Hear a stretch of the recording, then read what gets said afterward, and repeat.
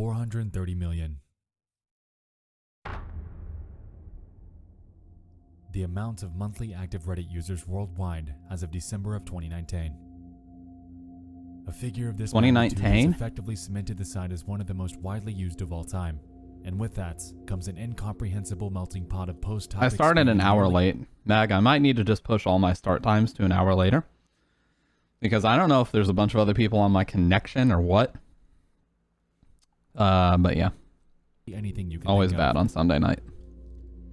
As with anything, however, this bar is delicious, by the way. It has sugar alcohol, so rip my digestive system. Harboring the strangest mysteries, stories, and true crime cases.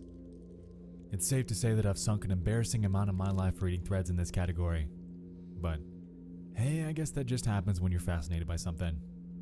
What can you do? Yeah, they're pretty good. Chronicles of Reddit, an anthology series dedicated to diving into the less disturbing and more odd part of Reddit that you might overlook in your day-to-day reading. This is Volume 2, so if you missed the pilot episode, be sure to check that out when you're finished with this one. Without further ado, get comfy, because tonight, we're taking a dive into 3 more bizarre discoveries that have weirded me out. From Reddit.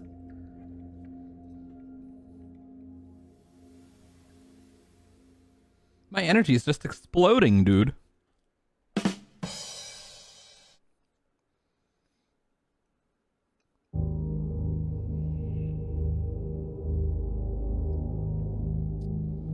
You know what? You know what, Mag? You get it. Okay, anytime you can shoehorn caffeine into a product, you should do it. And the fact that you're so excited about this, you're checked into it. I can officially say, I was on the fence sometimes, because you would roast me for things, but you're checked into it.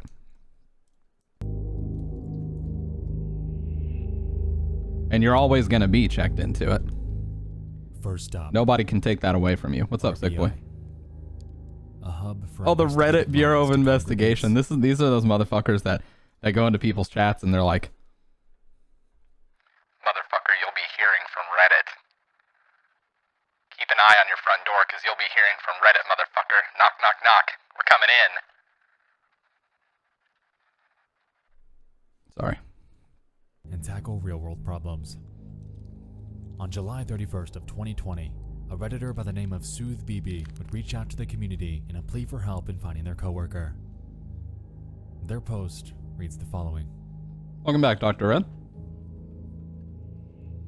On Wednesday, July 22nd, a coworker of mine abruptly up and left work before the end of his shift and hasn't been seen since. 1 week later, a text message is received from him containing only these 3 photos. Does anybody recognize the location shown in these photos? I work at a lab that makes prescription eyeglasses in Northern Ohio. Last week, Wednesday, about 6 hours into our 10-hour shift, a coworker of mine got up from his station in a hurry, left his bag of personal belongings at his desk, and walked out the door and didn't return. Fuck. No one's seen him since. I just chewed my gums. Some of my other coworkers thought he was just sick of the long hours and decided to quit. Oh, fuck, that hurts. That doesn't make sense why he'd leave behind his personal belongings and not say Fully grown adult doesn't know how to chew food, by the way. anything. We tried calling him that same night, but his phone would just ring until it went to voicemail, and by the next morning his phone was turned off. My boss said he got a hold of his mom and that she hasn't seen or heard from him, but didn't seem too concerned, as she said he had a history of living somewhat of a nomadic lifestyle in his past. She thinks he may have relapsed and owed someone money or just ran off with some girl. Apparently they aren't very close and don't have the best relationship. I know he had a history of drug abuse, but from everything I've gathered in the 2 years that I've worked with him, he cleaned his life up after an arrest in 2014 or 2015 for drug possession and had been clean since. He always acted normal around me and seemed to be living a productive life. On the subject of the pictures, a couple days ago after work, I received a group text message that was sent to me, 2 of my other coworkers, and 6 other numbers I don't recognize. It was from him and contained the 3 pictures I linked. No text. I tried calling and it rang once, then went to voicemail. When I called again, it went straight to voicemail. This whole thing's got me feeling very uneasy, and I don't know what to think. Does anybody here recognize the location of where these photos might have been taken? As stated, Below this, I don't want to discount the gravity of the situation, but how funny if it would be if it was just 3 photos of him getting people by doing this thing. Like, fucking got him. That'd be the ultimate build-up to the most troll photos to be here. was a link to an Imgur album containing the photos, which are as follows.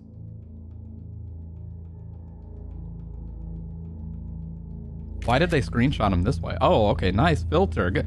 Dude, Nexpo, that is so sick. Good filter, dude.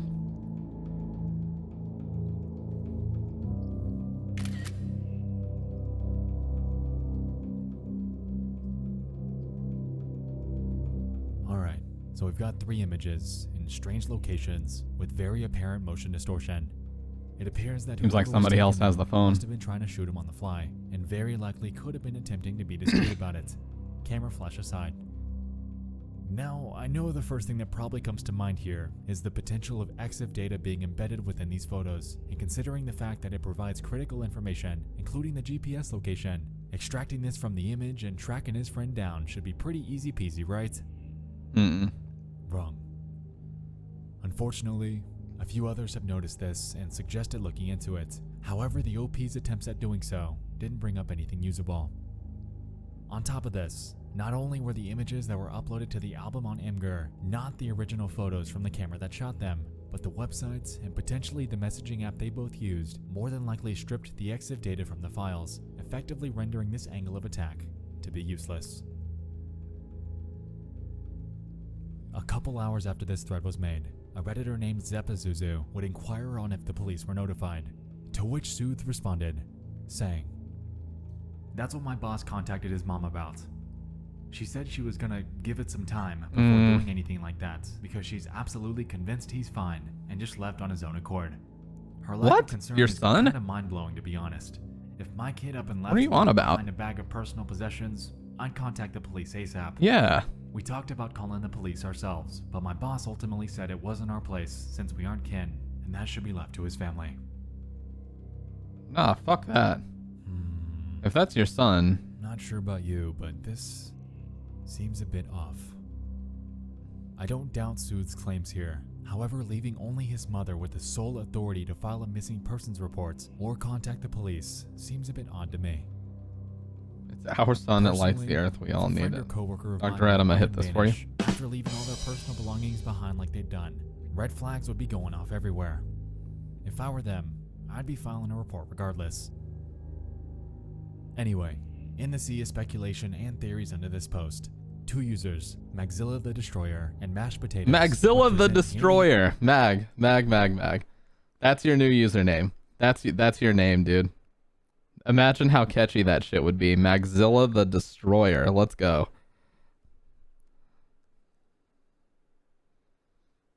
I want to see it. The same capitalization, everything. Let's go. Now that's a catchy fucking name right there. Sorry. identical theories that stand out among the others. For brevity, we'll just take a look at the one from Mesh. Oh, Lord.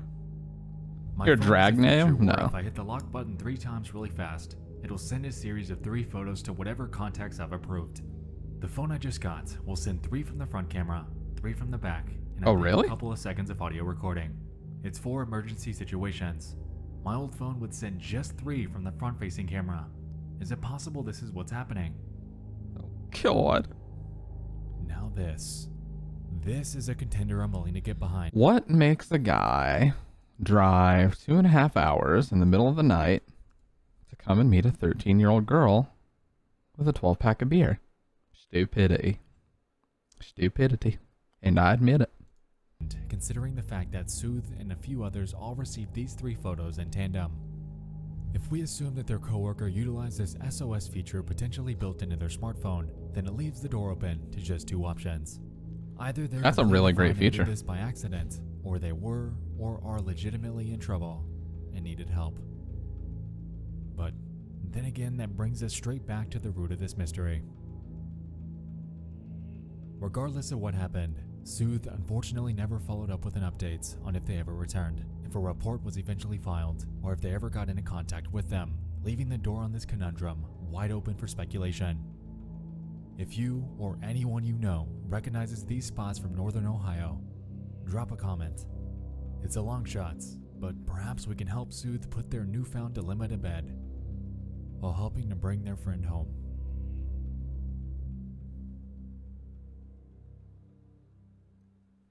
iPhone needs that feature. That's a really good feature, actually. That could save lives.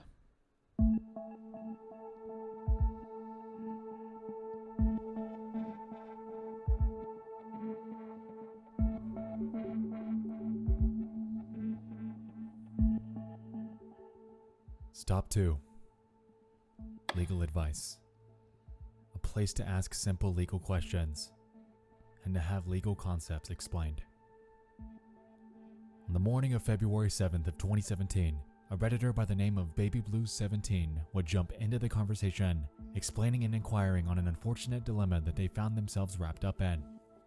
How's Their my dad post is doing? titled, He had a rough past couple days, but he's all right now. They gave him some new nerve pills and also some new pain pills, so he's doing all right. He was telling me a couple days ago that he felt like the surgery was a really bad choice, but I was telling him, like, dude, what's your alternative? I'm like, they told him the only other option he had outside of surgery was to get this injection in his shoulder, and it would have only been a patchwork fix. It wouldn't have actually fixed anything, and he would have had to have waited 6 months before he could even get the surgery because they can't operate with the injection. So I was like, yeah, it fucking sucks now, but I'm like, dude, you just have a few more weeks of this and you'll be doing physical therapy. So, you know, I'm sure you'd rather be over and done with it in a few weeks than 6 months plus the surgery, plus the wait, plus the physical therapy. So, but I understand when you're in the midst of it, it's tough to think that way. I'm pregnant being investigated by DCS. What? Well, that was Reads the following. Hello. I'm 29 years old, happily married. My husband and I are college educated, have respectable, stable jobs, and own a home in a nice neighborhood. We're basically as prepared as anyone can be to start a family. I'm almost 9 months pregnant with our first child. The problem is that 11 years ago, when my husband was a freshman in college, he was arrested for possession of marijuana. It was a large enough amount that he was charged with a Class D felony, but not intent to deal. He pled guilty and did his time in probation without a problem, passing every drug test along the way.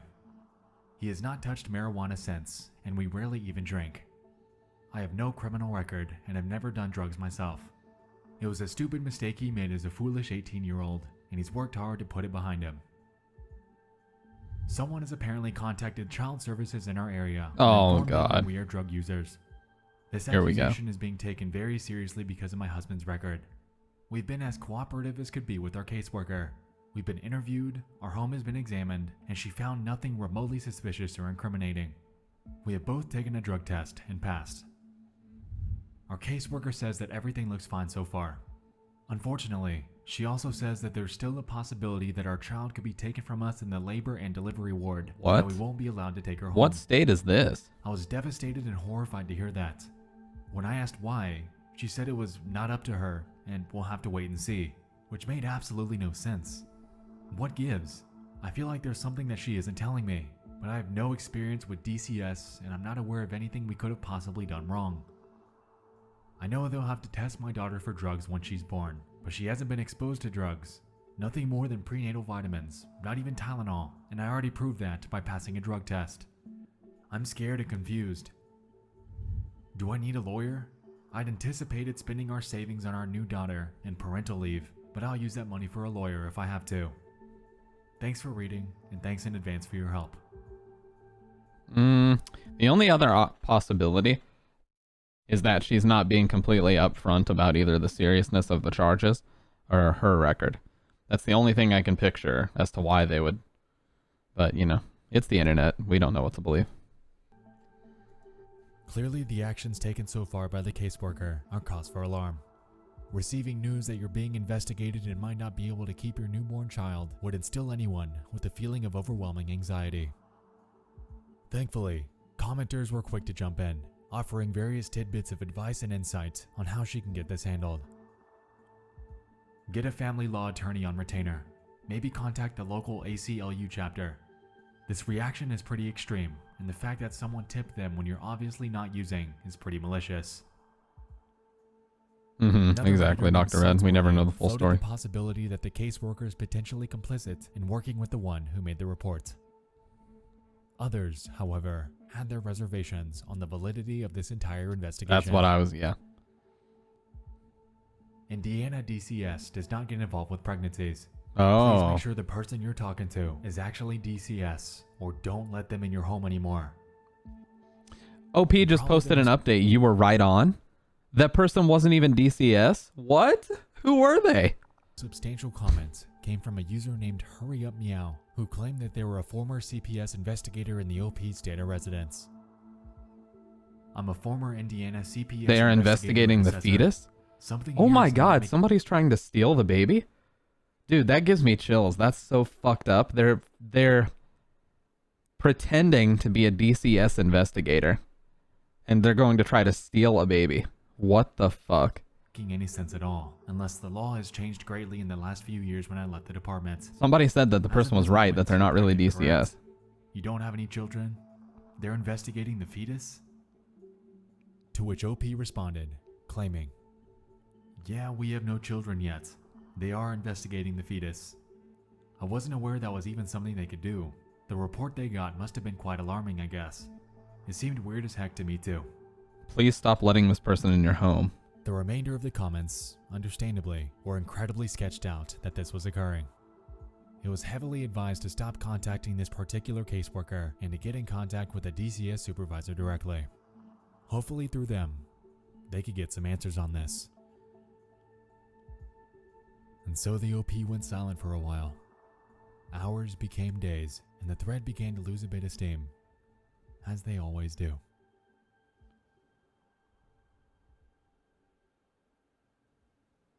Hopefully things were okay.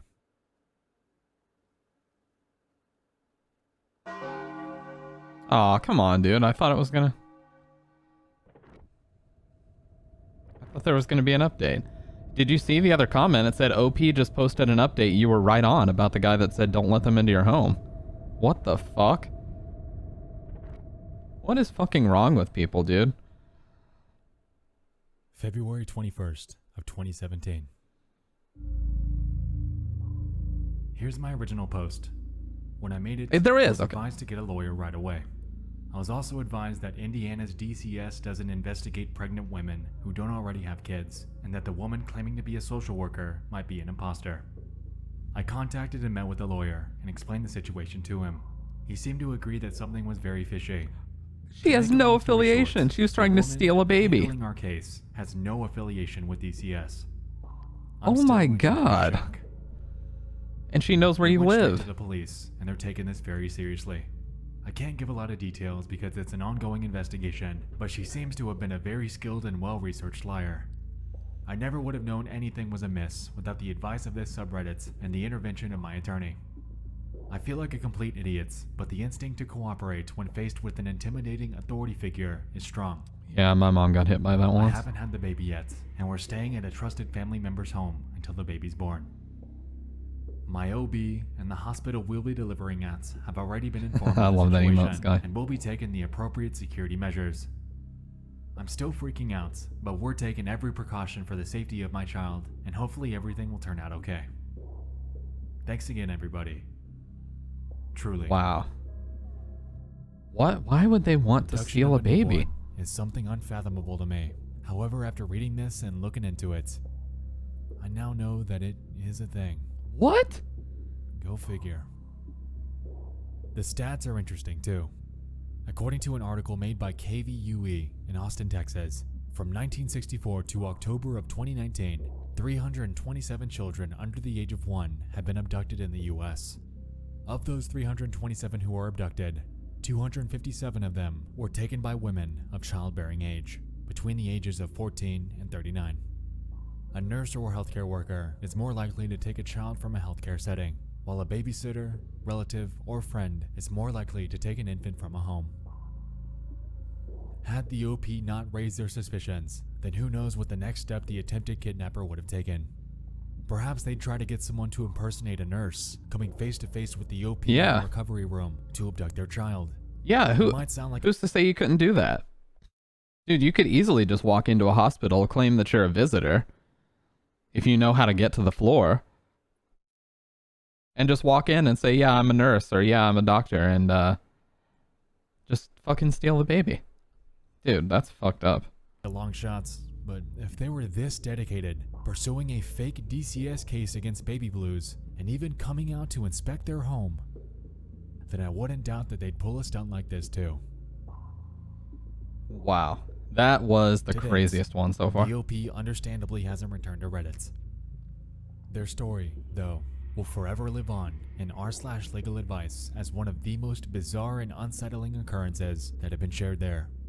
Yeah. I'm sure this. And you know what? That whole thing that the lady said about just cooperating with somebody that claims to be an authority figure, my mom was hit by that once too. And I'll tell you about it. Someone called her at work, and they said that it was very serious, and it wasn't a bot. Someone called her at her job, and they told her that it's very serious and that a Capital One account that she used to own, which she did years ago, and when I say years ago, I mean like 2005 or some shit. They say a Capital One account that she had opened back then, she owed like $4,000 in interest on a credit line or something. And they basically intimidated her. The guy was like, she was at work at the time, and they were like, no, you need to put down the phone. He's like, this is serious. And it freaked her the fuck out. So they asked for all kinds of information, and she just gave it to them because she was scared. They fucking straight up intimidated her. Like, they were threatening her and everything. And, you know, my mom is a very smart lady, but she does get intimidated when things like that happen. Understandably, who wouldn't? And she had never been really hit by a scam like that before. So she called me afterward and texted me and was like, this just happened. Am I actually in trouble? And I was like, no, that's a scammer. I was like, you just got to hang up on those people. And she waited a second, and then she said, holy shit, I just gave them all of my personal info. And immediately my chest dropped. I was like, oh, fuck. I was like, Jesus Christ, what is going to happen? Well, it turns out they garnished her paycheck. And she was paycheck to paycheck at the time. And they basically lied and said that she owed somewhere in the neighborhood of $4,000 to $5,000 worth of credit debt, which didn't exist. But since they had all of her information and they were able to verify this, they got with a collection agency. And they were able to put that on her account. So it hurt her credit score. And on top of hurting her credit score, they were taking like $300 out of each one of her paychecks every month. Every check, not every month. So she was at her wit's end. So I helped her get a lawyer. We reached out to this awesome guy that was local. They went to court, and the lady who represented the debt collection company showed up. The judge asked her to present the case, and she started shuffling through her briefcase and then said, oh, I'm sorry, my papers are in my office in Indiana. And he immediately dismissed the case and cleared the debt. Like, what the fuck? Why did they go through the effort of sending a lady down if she didn't have anything to present? Because there was no debt. There was no record of it. It was completely fabricated. So it cost her like 6 months of stressing her absolute brains out, trying to figure out how to get these $300 charges to stop coming out of her paycheck. It took her hiring a lawyer, paying him a big chunk of the money. I had to help her with that. It was worth it, but I had to help her with that. Paying a lawyer, getting a big chunk of money. You know, we had to pay him, of course, because he did a good job. All because someone called and threatened, claiming to be someone of authority. They probably had record that at one point or another she did have a Capital One account, and that's why they claimed to be from Capital One or just from some agency. But, you know, it just goes to show, man, like you have to check these people out first. Like, and one of the easiest ways to find out if they're a scammer is to just tell them, okay, well, I'll respond if you send me something in the mail. And most times they don't even know your address. They're just going through the phone book or phone numbers that are registered as active users. So they don't know what your address is. So if you don't receive any paper in the mail, like if it's a collection agency, you're going to receive something at your home address. So if they're talking about you owing a certain amount of money and they can't hit you with something in the mailbox, they're full of shit. They're literally just making things up. I get robocalls all the time talking about you're being investigated for this or that, or you're on trial in the state of New York. It's just like, fucking just shut the fuck up, dude. Literally, it's just complete scam. They just try their best to scare people into answering the phone. That's what it's all about. They just try to scare you into answering the phone so they can get personal information out of you. And no, I did not belittle my mom for getting into that situation. I just was like, you know, it was a learning experience like anybody has. That's the first time that it ever happened to her. So she didn't know. And, you know, yeah, it's fucking disgusting that they prey on people. And they prey on everybody, dude, all ages.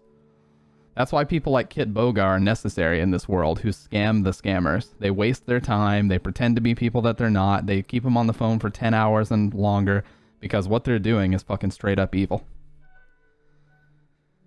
I remember when I was little, I almost put personal information over a phone call because this person was threatening to hurt my family, but my dad noticed I was crying. My dad took the phone, asked who I was talking to and what they said. I told him, and he started yelling at the person and hung up. Yeah. They hope that someone like you will answer the phone, like a young kid. They hope that an older lady or older man will answer the phone that doesn't know how these things work, and that they'll just scare you into doing something. Some of the people that Kit Boga talks to say that they're going to... Okay.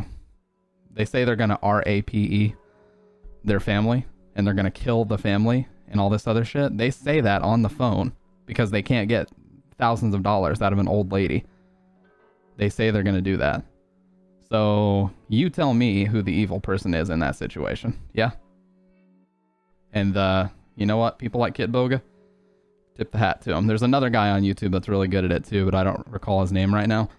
Dude, we need people like that. We got to bring some balance to this shit because those people, I guarantee that Kit Boga and this other guy have thrown a huge wrench in their operations, and we need more people to do that.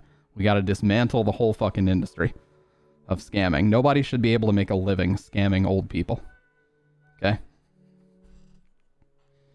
And eventually they're going to pay for it.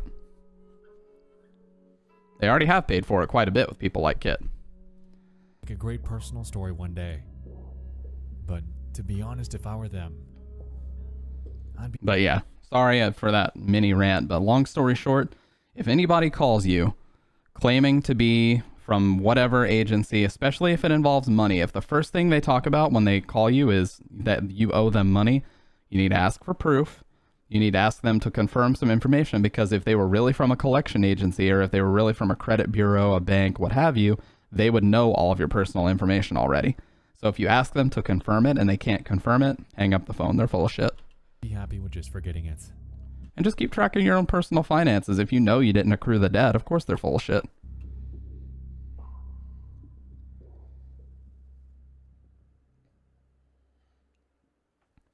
Just the usual, proceed with caution. You say soy trash scum, or you do what that one that one mom on TikTok does, where they offer her something and she goes, "Oh, I'm so excited," and then she puts the phone under a pot and just starts fucking beating the pot with a wood spoon until they hang up. /relationships, the place you go for advice in Giga Chad mom, by the way. Your relationships. On Monday, May 23rd of 2016. A Redditor For by reals the name guy, of Losing My yeah. Mind 5, which And Kit's origin story is like a straight up superhero origin story, because his grandma got hit by someone like that, and they said they were sending the police. They said they were going to kill her family, and she was crying on the phone. She was extremely upset. And when he found out about all this, he explained to her what was going on, and that's what motivated him to start the channel. People are fucking evil. share a story Straight up about evil. what they believe to be their husband spying on them when he isn't home. Considering the post received upwards of 6,000 likes and nearly 1.5 thousand comments in just 5 months, it's safe to assume that their story shook some people up. It's deleted now. However, thankfully archives exist to remedy situations like this. And it read Exactly, yeah, Jordan. I love it too, dude. Sometimes when I My answer, husband Henry and I have been married for almost 2 sometimes when I answer, I'll do that thing that Kit does. Like if Bridget gets a call and it's like from some rando state that we don't live in, and it's a person talking on the line, I'll just talk over them. Like I'll just pretend that I don't hear them at all, and then I'll just start talking about my day.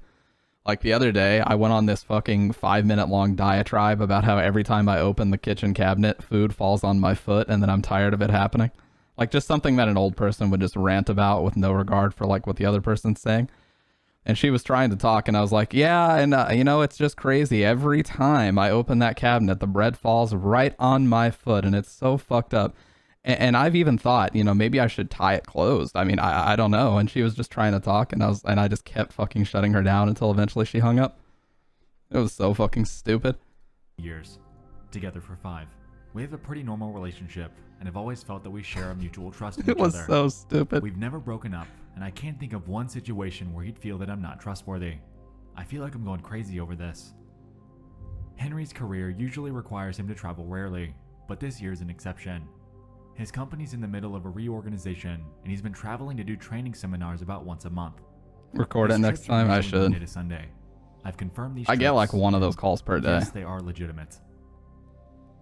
I'd say that we've been handling it well, but the past few months, my husband's been doing weird things that have caused me to believe that he's spying on me or showing controlling tendencies. The first incident was at the end of March when my husband came home and asked me how my friend was doing with the death of her dog. At first, I said she was sad, but doing okay. About a minute later, I asked how he knew that, and he said social media. The only reason I asked was because I had a phone call in the living room with my friend when the dog died. Not only Oh, that, he was but listening my in. friend had deactivated her page before the dog died, so it wouldn't have been on there. I'm the only mutual friend he had with her, so I don't think that he'd see anything that she was tagged in.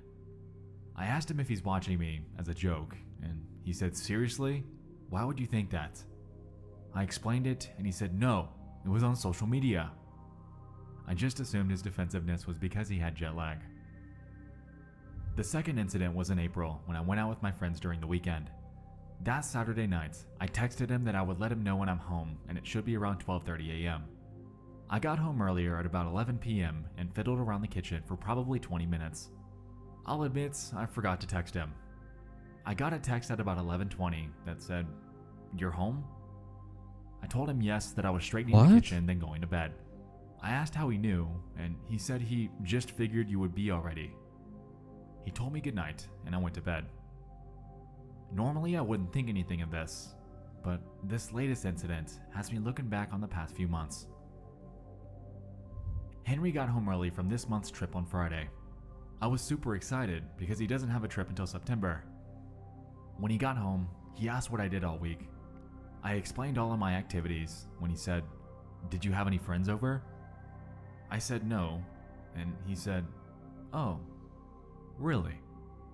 I said yes, and then at that point I was really confused because I truly didn't have Why any are you friends with over. this guy? He's an asshole. He just huffed and stormed off. Again, This guy treats just you assumed horribly. He was tired. I went to the bedroom and asked if he was okay, and he said that he was. Later that night, we were talking about my week, and I mentioned my brother dropped off some photo albums of my dad, who passed away, and that I wanted to show him some. Henry said, "Oh, your brother was here." "Okay," and then mumbled, "That makes sense," as he So walked that's away. who he thought was the friend. I have really good hearing, and I don't think he thought I'd hear it. If he had a camera, is it possible he could have heard a male voice and assumed that it was another male friend? My brother didn't come in the house, but we talked on the front porch with the front door open. Leave I and go feel to Mickey crazy D's. just typing this. Sunday, because he was at his mom's, I decided to try and look around. I didn't want to be too obvious, so I kind of just nonchalantly walked around looking at things, accidentally knocking things over, and looking at them when I picked them up, etc. I'm sure it was obvious because I got a call from him asking what I was doing. What? Does he have I cameras told him just installed? hanging out, and he said, "Doing what?" I told him I was watching TV. I did have the TV on. There was a pause, and he What said, is this video in the "I'm background? leaving soon. I'll be home in 20 minutes. Did he just get It a was picture of supposed to some be guy like a few removing more weather hours. stripping from a window? Someone tell me I am overreacting and this is not strange. Am I digging too far into this? I don't know how he'd know about my friend's dog and that I was home early that one night. There's gotta be something going on, right? He's never acted like this before February. It's weird. I get home after him during the week, so I don't get too much time alone, aside from showers, bathroom visits, etc. Help? Sounds like he has cameras installed.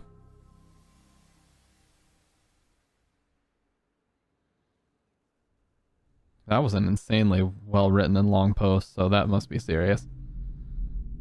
If somebody's faking that, then that would be incredible. Oh yeah.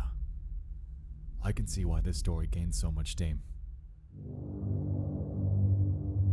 In our connected world, options for spying, especially for someone versed in information technology with access to the network within the house that you live in, Oh are yeah. nearly endless. Oh yes. Webcams, microphones. Hey, didn't we just watch the video about people hacking into Ring security systems? Apparently it's not too hard. Phones, smart speakers, laptops, connected TVs, what have you. And that's not even including the potential for hidden cameras, which these days are disturbingly simple to come by. Being spied on is truly something that induces chills within. Hey, nice razor cue. Chills?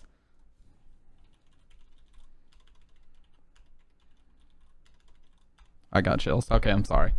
I'm sorry, I'm done being a bitch. Which these days are Nice razor disturbingly keyboard, simple to come by. Being spied on is truly something that induces chills within me, because few things are more intimate and more sacred That's very scary. than one's own privacy. Yeah. That's why I don't use a webcam. Reddit jumped I on the use a case, camera giving- connected to a capture card. Literally, there's no way for them to spy if the camera's off. It's physically impossible. However, if the USB webcam is connected, they can absolutely turn that on whenever they want, and it's not up to you. But if it's connected like this, and I disconnect power, nobody can use it. Her options and theories as to what he might be up to. These range pretty widely, from the potential of him cheating and projecting his behavior onto her, to him deriving some fantasy from spying on her. It truly did light this subreddit up for a while. A user named Riker Omega 3 lended their advice with a pretty solid gotcha tactic to subtly pull the evidence out of him. Next time he goes away, unplug the cable modem. If he's monitoring true. you, he won't be able to without the internet going to the house.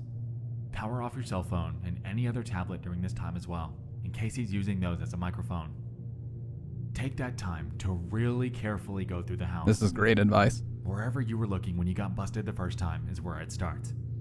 Pay attention to anything that's been moved. Look at the air vents, returns, and smoke detectors. These usually have a layer of dust on them. If the dust has been disturbed, odds are someone disturbed them. Look for scuffs on the floor or indentations on the carpet, as if a chair or piece of furniture has been recently moved. If there's a camera or microphone, odds are he's going to have one in the bedroom, so start there. The living room is the next logical option. Most importantly, take pictures in every room. When he gets back in town, he's going to want to know what happened with his listening devices. He'll check the internet and the actual devices to make sure that A, that they are working, and B, they're still there.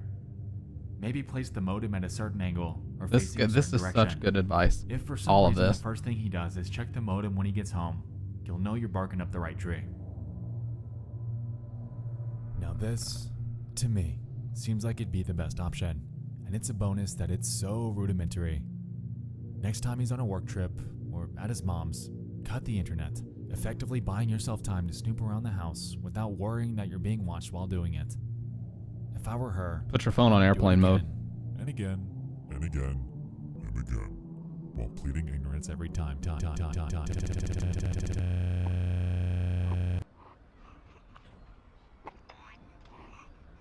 Yeah, be sure to put your phone on airplane mode. Considering the fact that spousal spying is illegal in the US thanks to the Electronic Communications Privacy Act, she'd be able to build a pretty substantial case against him.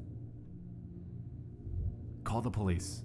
They're able to check for hidden cameras and other devices that are used to spy on people.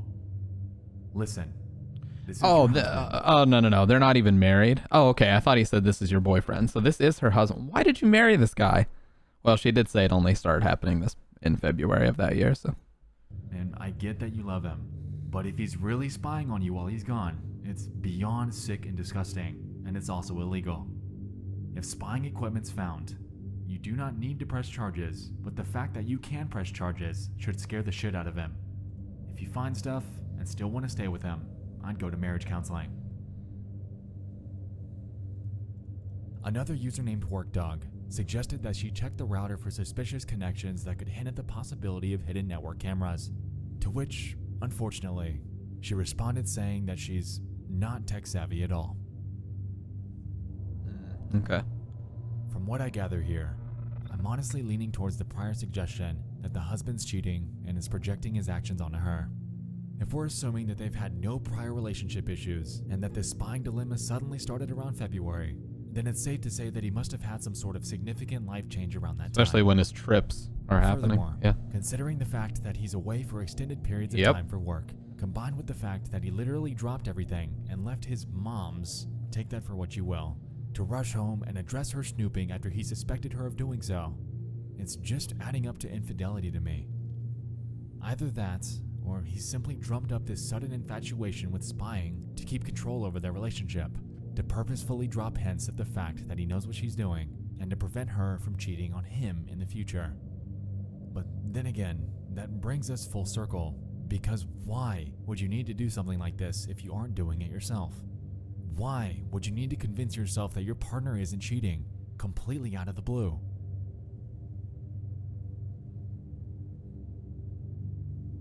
To date, Losing My Mind hasn't revisited Reddit to give any sort of follow-up, so it's unclear on what might have happened to her.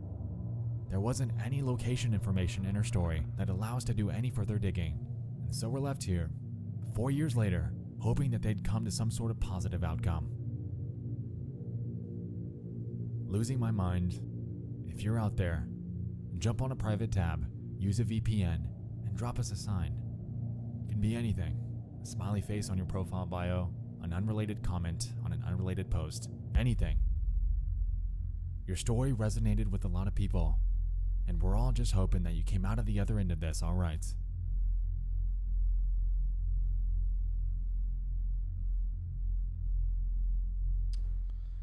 That is scary, man.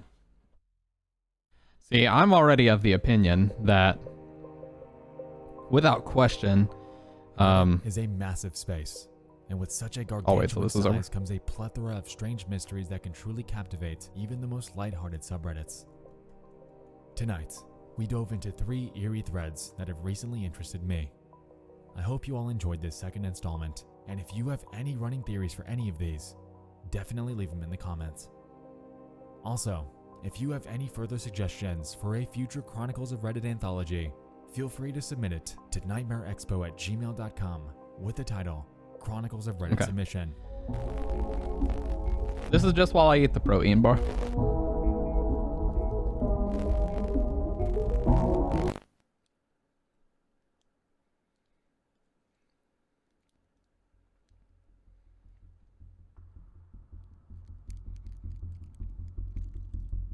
No matter who you are, stumbling upon a mystery or something completely ominous can absolutely pique our interest. Something about the darker, more mysterious side of the world has the power to endlessly spark our curiosity as we all try to grasp whatever it is that we stumble upon in order to make some sense out of it. Using the internet for ordinary things like social media, sending Hey, they want you to join the Discord and explain your part. Hey.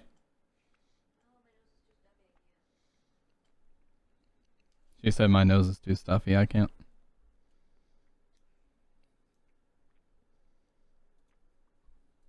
emails and entertaining ourselves is surely commonplace these days. However, the underbelly of the internet is right there under our nose, and often hiding in plain sight.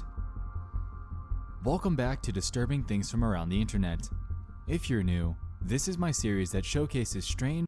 Buy her an SM7B? Are you ridiculous? I could. Hey, would you want one of these?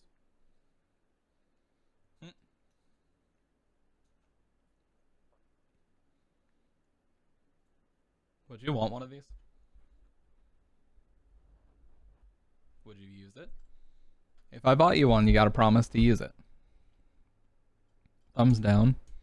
Why would you thumbs down this phenomenal product? Are you Flick me off one more time, see what happens, motherfucker. Wow, so you're giving me a thumbs down and a flick off at the same time. I have Claritin, tell them I'll wait. and disturbing internet events and mysteries in a list-like format. Oh, hey, Ryrog, if you're talking about muscle soreness, try cherry juice. I know this sounds fucking ridiculous, but try cherry juice. It actually helps muscle soreness a lot. And outside of that, just ibuprofen, man. It doesn't have to be that serious. Like the first time when I recently started working out, When I was still going to our headquarters gym. Where would you even get that? The juice aisle at the grocery store? I'm sorry. I'm sorry. That was such a smart ass. That was such a smart ass answer. I'm sorry. If you'd like to get caught up, I have 6 other episodes in a playlist on my channel that'll surely keep you up at night. With that out of the way, it's time, once again, to dive into 5 more hand-picked and disturbing things from around the internet.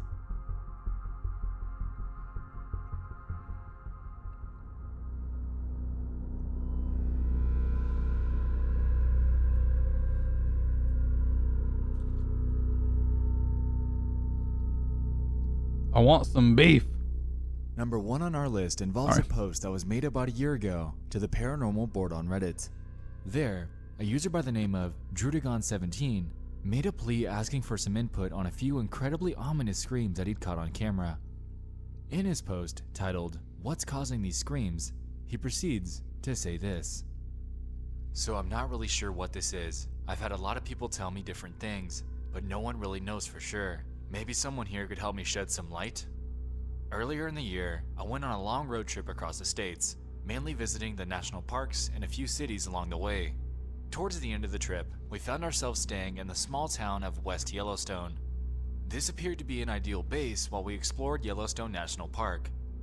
We booked into a pretty creepy but cheap motel just off the main street for a couple nights. Me and my fiance had one room, my parents another. On the first morning there, we planned to get up early, catch the sunrise, and hopefully spot some of the local wildlife, so our alarms were set for 5 a.m.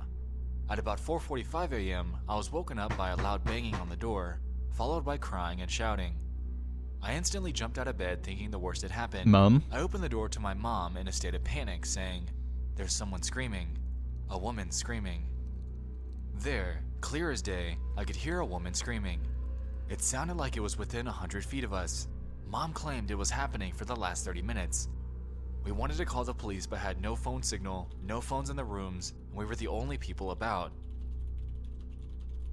With this, his post contained a link to an unlisted video on YouTube that gives us a first-hand account at what he'd experienced. In it, we can hear the screaming that he's been asking about, and it's absolutely something that would halt me in my tracks if I were ever to hear this myself.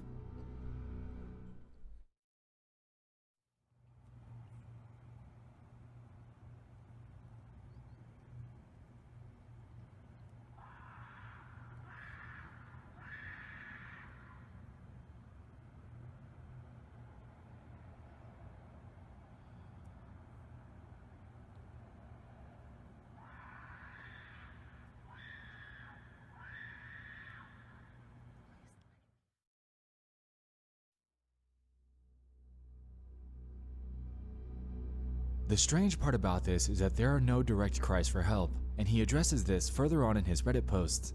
There's no "help me," no "get away," nothing. Just the manic screams of someone local or fox? something What? clearly in distress.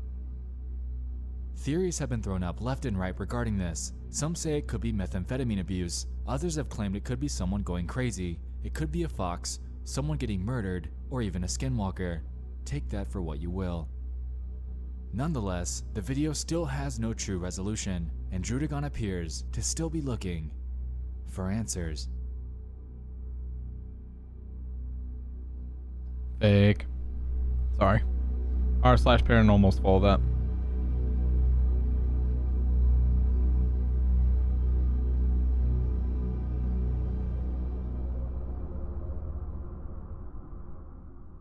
Over on the paranormal board of 4chan, an investigation has been ongoing for about a year now that involves a very strange YouTube commenter community that seems to revel in various uploads of baby monkeys either being neglected, injured, or killed. Large quantities of playlists and Yeah, this is probably not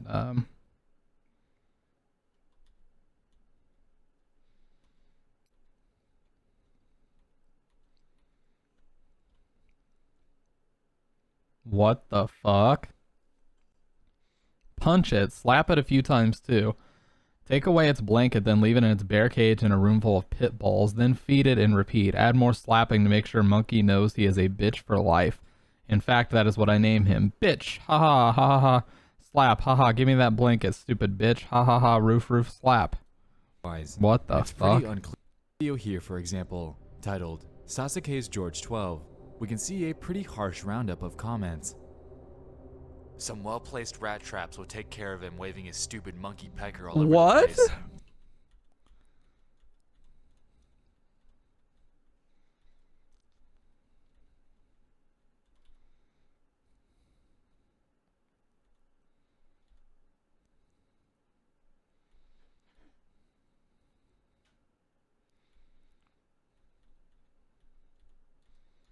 Yeah, we're just gonna skip this one.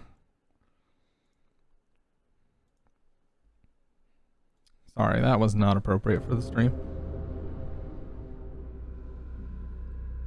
Number 3 on our list involves a Facebook post by a user named Jose de Jesus. In it, he makes a post claiming that, I just got this image and video, very scary. Attached are 2 photos and 3 videos relating to an extremely high-speed race that was ongoing at night on a freeway. Itching for a bit of context, I did some digging on the situation. So what happened was it was basically these videos, like completely harmless, innocuous videos of baby monkeys or whatever, and people just fantasizing about like torturing and killing them in the comments for whatever reason. And it apparently took why I place skipped it. in Cape Town on the N1 freeway. In the footage that was captured by spectators on an overlying bridge, we can see one of the cars lose control before brutally crashing into the median. While, yes, crashes happen all the time, this one is especially troubling when you consider the fact that the driver was seriously injured in a very disturbingly gruesome way. Before we get on to that topic, however, let's take a look at the crash footage itself.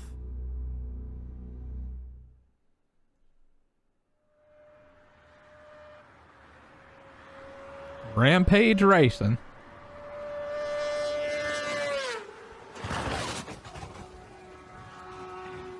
Yo, massive push. Nee, zo zie je niet meer, broer, man. Yo. Is that a fucking BM? Okay, come on, Ryrog. I just purged the one message, but come on, man. Yeah, the motorcycle guy was even just as much of a maniac.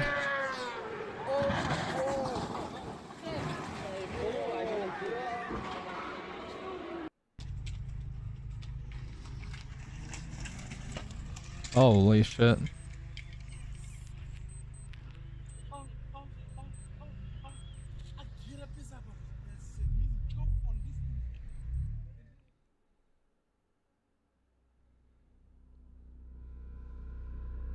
If we go by the image attached in Jose's Facebook post, we're able to conclude that this wreck happened at upwards of 192 miles Oh my or God. 312 kilometers per hour.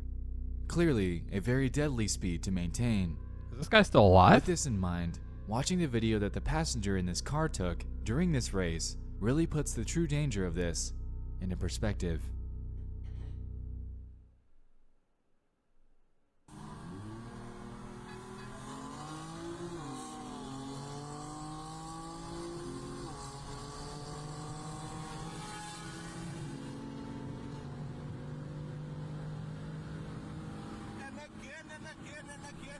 And again. I see you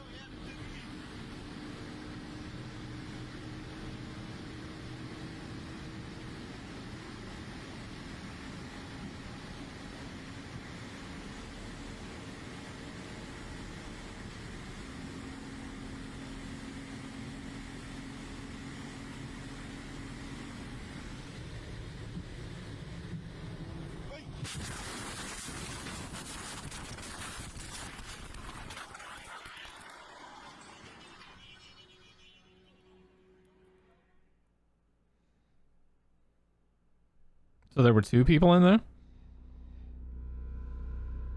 Watching both of those videos were definitely some of the more disturbing things that I've ever seen on the internet. However, none of those compare to the third upload that this guy had in his post. Like we established before, the driver was critically injured in his crash. But how bad actually was Wait. it? If this last video is anything to go by, then it's safe to say that he was to the point where I wouldn't even want to be alive. I've seen my fair share of gruesome and disturbing things on the internet. Probably can't but show this this. one absolutely takes the cake, as I couldn't even watch it for longer than a second. For that reason, I won't be showing the uncensored version to you, but rather this Facebook censored one. In it, What's up, bro? we can hear audio of the driver desperately clinging to life as doctors try to help him.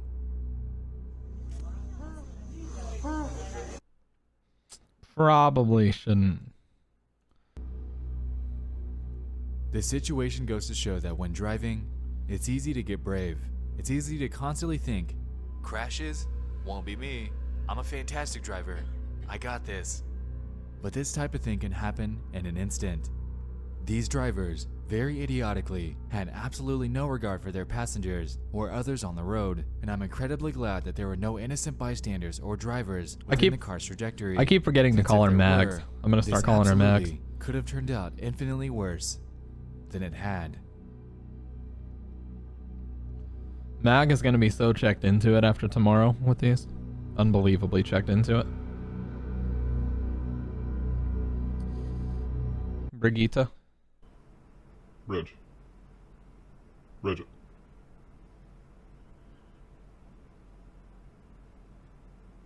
Do you have the ibuprofen over there?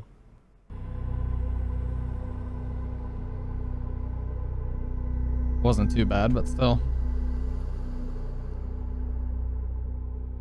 This last entry has stuck with me for quite a while ever since I initially discovered it.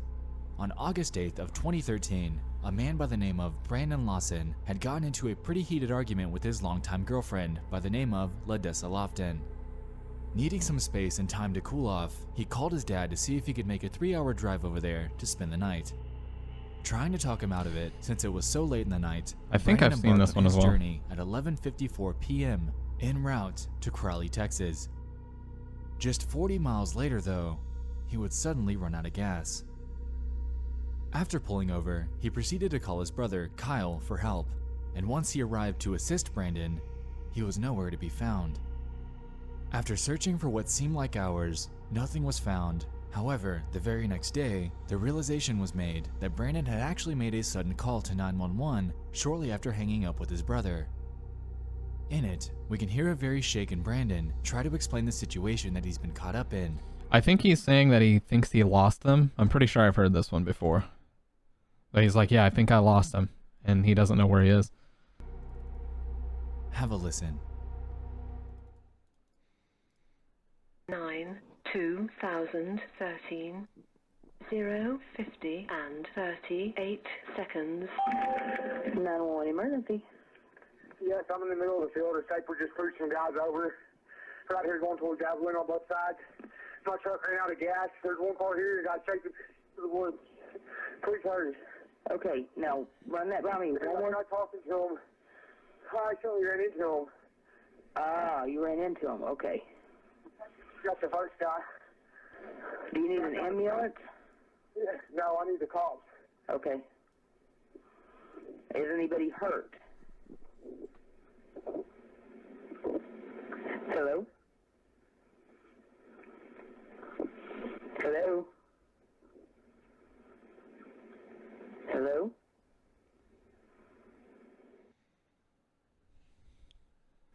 Ah, you ran into him. Okay. Got the first guy. Do you need an ambulance? Ah, you ran into him. Okay. Got the first guy. I can hear him in the background. Do you need an ambulance?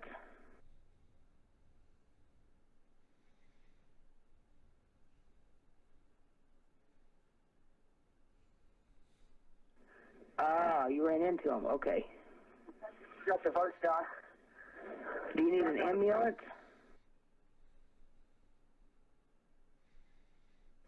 Ah, you ran into him. Okay. Got the first guy. Do you need an ambulance?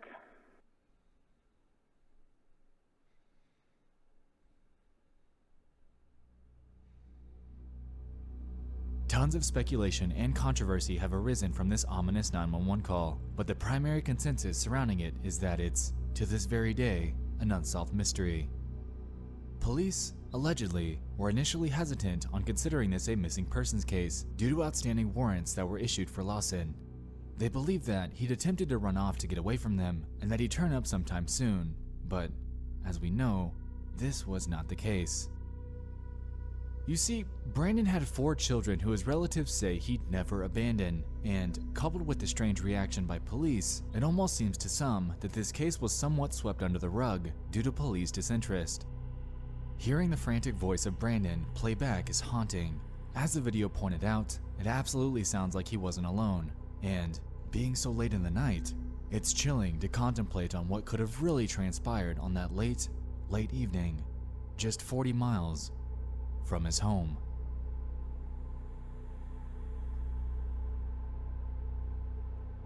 The underbelly of the internet, I don't know, like man. we established, is a very interestingly ominous place.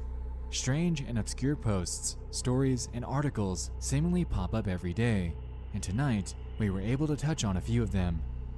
Thank you all for joining me in this 7th installment of Disturbing Things from Around the Internet.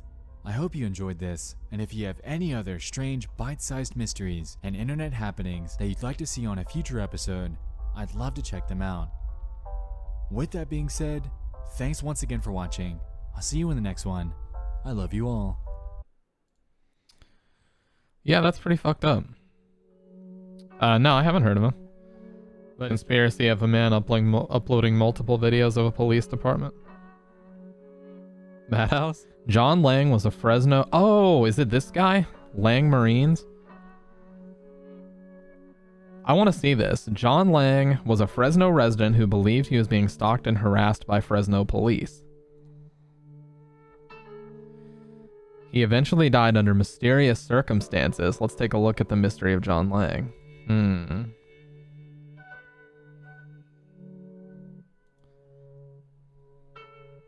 And there was also...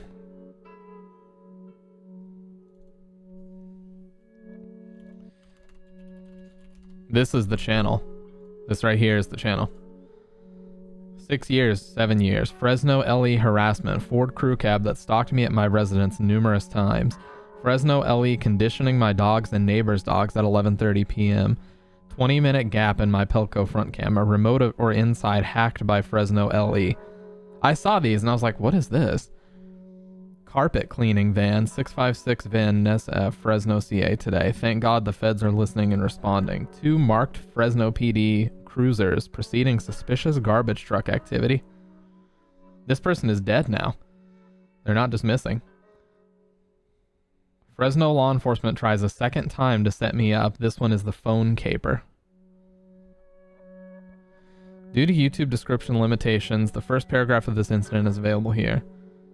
A day, Fresno PD fully expected me to go to work. I did all the usual things I do before I leave for work, which I knew was monitored closely by Fresno law enforcement and their various surveillance schemes and technology. Expertise Jerry Dyer recently proudly displayed and debuted to Washington Post interviewers.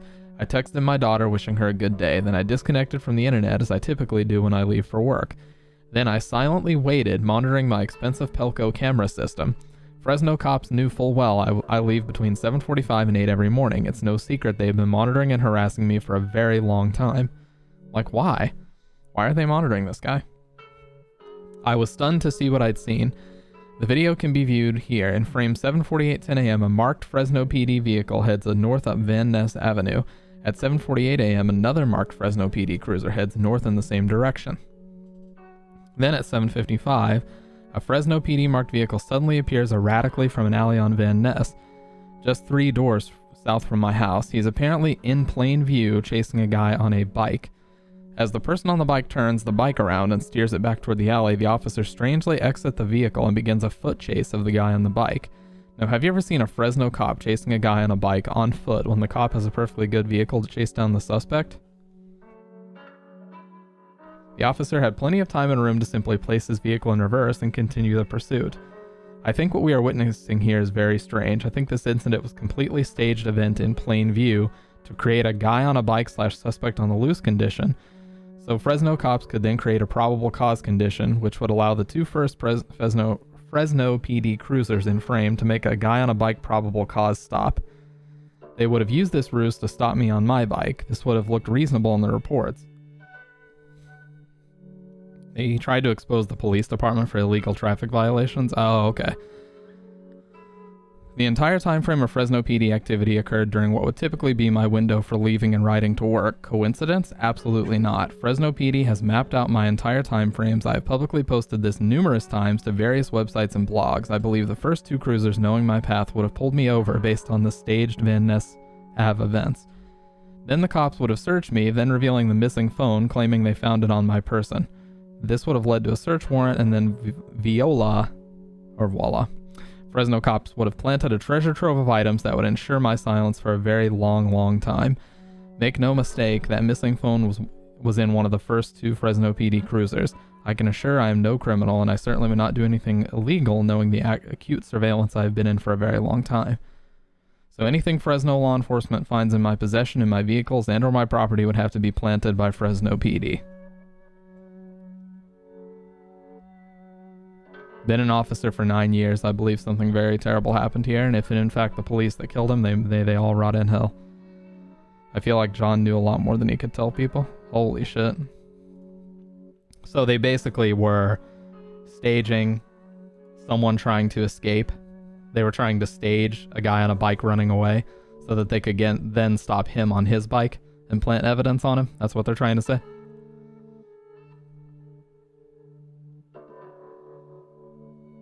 Or that's what he's saying.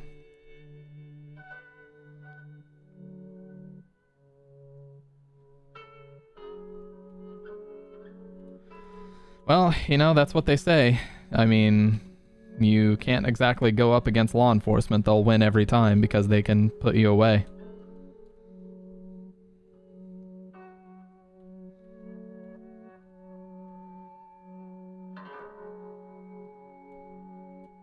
I'm not seeing what he's talking about here, but...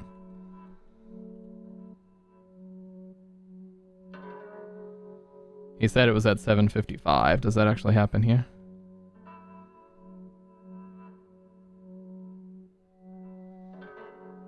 Oh, there's the guy on the bike. Oh, and then... Oh, okay. Yeah. Okay, yeah, that's highly suspicious. Why did he get out at all? He could have just... Okay, yeah. That I get it. And the cop is just sitting there waiting as well. You can see him. You can see the cop sitting there waiting for the guy to go by, and then there he goes. Yeah. Very suspicious indeed, for sure. And they were like, now's the perfect time. He's going to be leaving his house. So now we can stop this guy and him at the same time. He tried to expose them for illegal traffic violations, and this is what he got in return. They tried their absolute best to get him put away, so that he couldn't do anything about it. Oh, wow. Yeah. That's fucked up, dude. Trespassing and attempted vehicular burglary of my vehicles. Fresno PD harassment and intimidation after filing internal affairs complaint with Fresno PD. What's happening? So this guy apparently went missing and died after posting a bunch of videos about Fresno Police Department harassing him. And the reason why they were harassing him is because he apparently, he filed, from what he says here, he filed an internal affairs complaint because they were doing illegal traffic violations. With a thermal camera in a van. I'm such a Chad, I thought to myself that Stamp Prob was online for an hour and 30 minutes. When I joined, it said 1 hour 37 and 49 seconds. Let's go. What's up, Dr. Red? How was your stream, bruv? Thermal camera in a van. Thermal imaging threat and intimidation by Fresno law enforcement.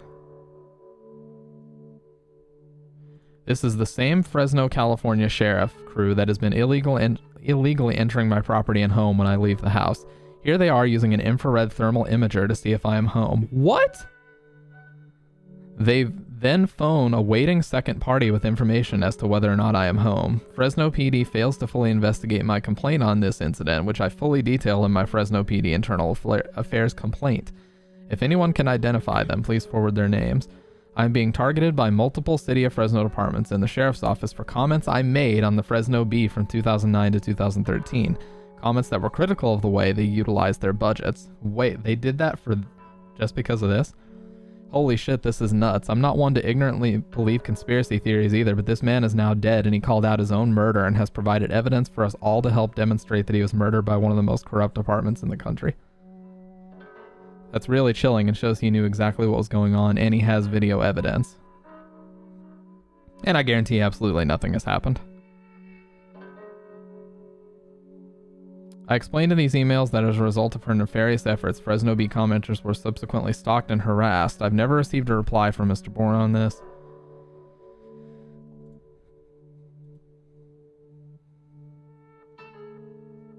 What the fuck? They're scoping his house out and using thermal cameras to see if he's home. So the police hired private investigators to basically stalk this guy, or is it the actual members of the police? All because he made disparaging comments in a fucking editorial article? What the fuck is wrong with this world, man?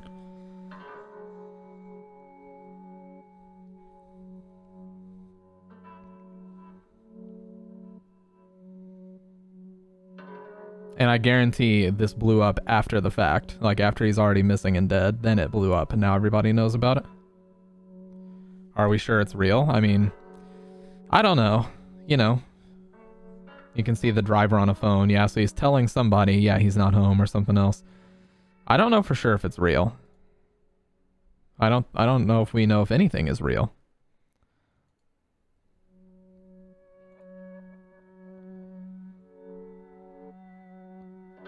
The very fact that he was able to trace the hang-up call number to the sheriff's department is pretty much hook, line, and sinker that they were targeting him. When you consider that they kept passing his house and obviously stalked him, then call him and hang up with a number that is obviously officially from that office, there's no doubt that he was murdered by them.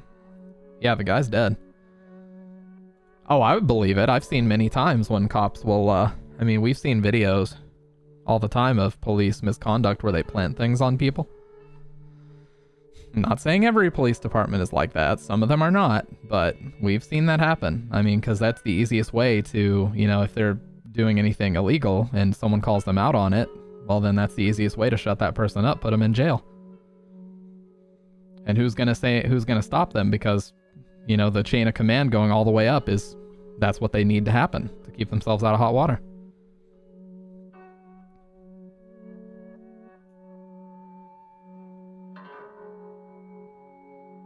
Is that him?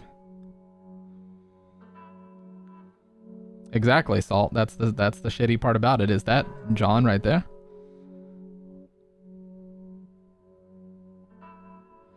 Ford crew cab that stalked me at my residence numerous times. The truck belonging to Fresno Sheriff personnel was stalking me that Saturday morning. The truck is in visible time frames 1402, 1408. 5 minutes after this incident, I received a hang-up call. The owner of this phone number is a member of the sheriff's office.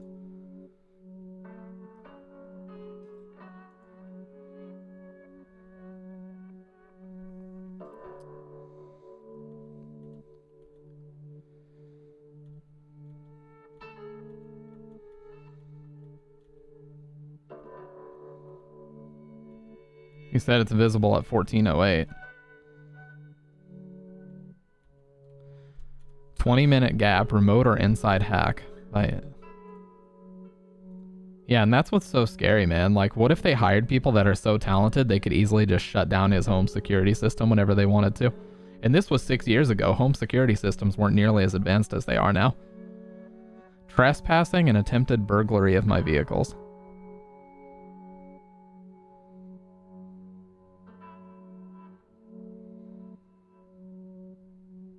This guy looks similar to the one getting out of the carpet cleaning van.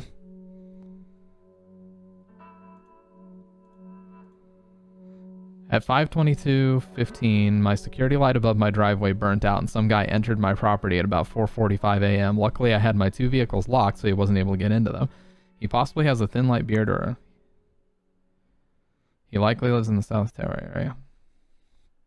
Oh yeah, the cleaning van was very sketch. They have this gigantic thermal imaging camera trying to see whether or not he's home. I wanted to see the first time they tried to frame him, like he was saying. 2 a.m. wake-up call by Fresno PD.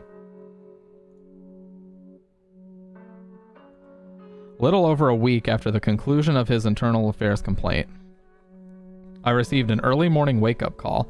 Multiple cars come flying past my house with no flashing lights, but sirens blazing. Once at the corner, the cop cars turned their sirens off. Apparently, there is no real emergency. The fire truck didn't turn on his siren until he was directly in front of my house, then turned it off seconds later. The sound was so loud I nearly jumped out of my bed. My ears are still ringing the next day.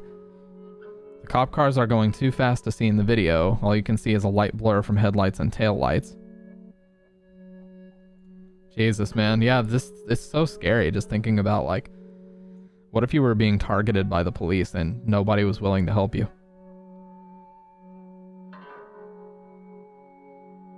That actually is a really scary thought.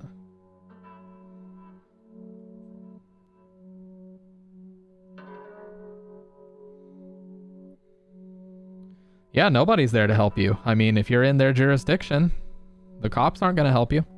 Who else can you call? And he said apparently he went to the feds about it.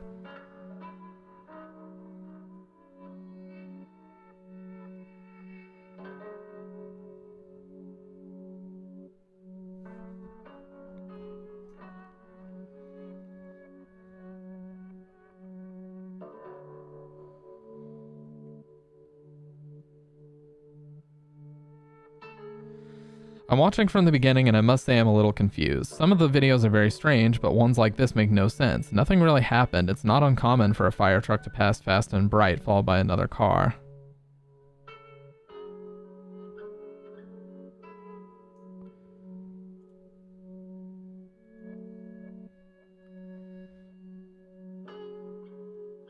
Yeah, he has tweets even after the last video. Carpet cleaning van. Right outside his house. This is literally right outside his front gate. If I turn up missing or dead tomorrow, remember this van. I think I've seen a couple of guys sneak out the side door and into the building when it was parked in the carport this afternoon. I've been causing the city of Fresno a lot of problems recently, which I now regret. Holy shit. What if this guy's like a hitman?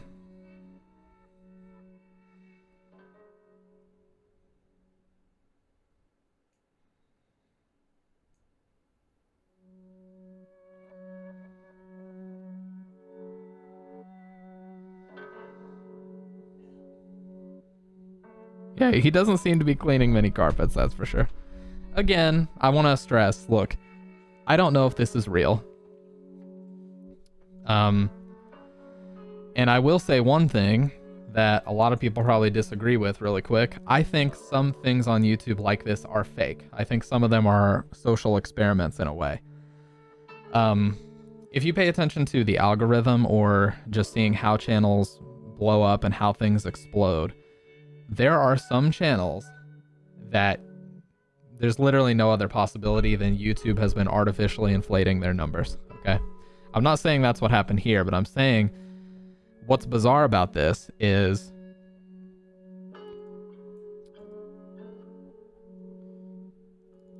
you know, there's 1,500,000 videos or views, 1,500,000 views on this video by that chapter about this guy's story. And yet nothing at all has been done whatsoever. So, you know, I don't know. I think maybe people are too afraid to do anything about it. And that would make sense. I mean, you know, if they hire somebody like the dude that's in this cleaning van, they have no jurisdiction. They'll go anywhere.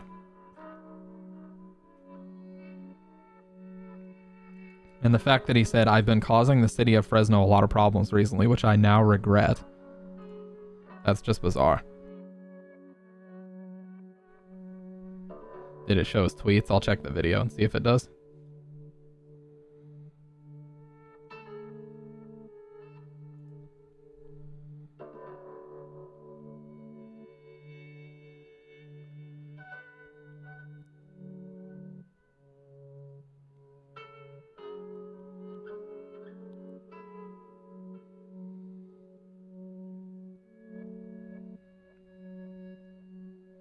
I'm pretty sure I've seen this guy's story before, but yeah, I don't know. He just dropped a piece of paper over his fence and now I guess they're just gonna drive off. Yeah. What the fuck?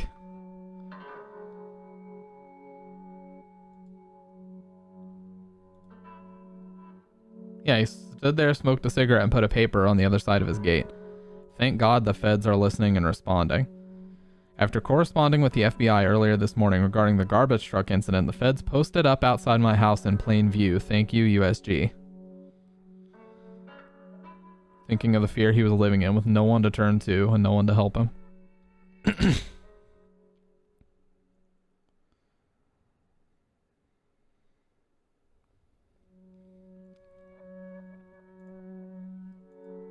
Oh, I'm sure he had cameras inside the home, but I bet they magically stopped working for just long enough until the police left the inside of his house. That's usually how it goes. The cameras just so happen to be out of commission for exactly 5 minutes and 30 seconds or whatever. That's how it usually goes.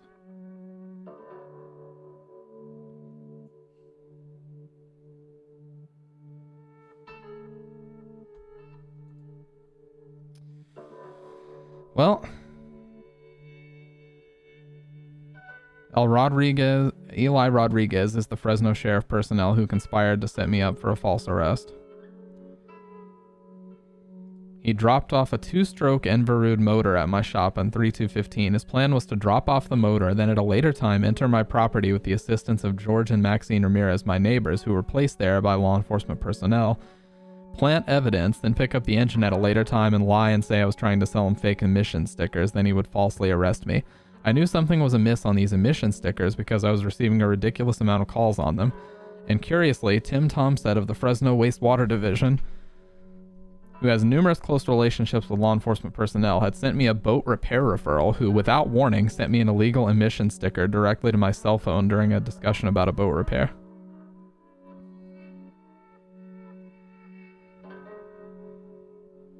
Best believe if the cops did have something to do with this, they'll have it reported as a suicide.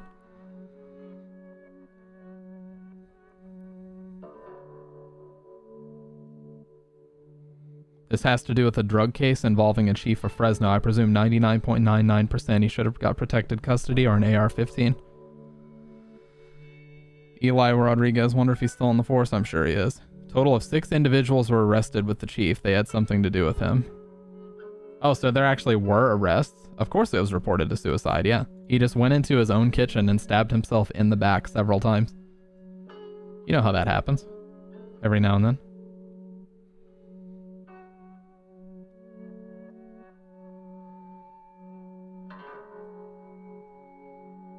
But apparently there were arrests in this case.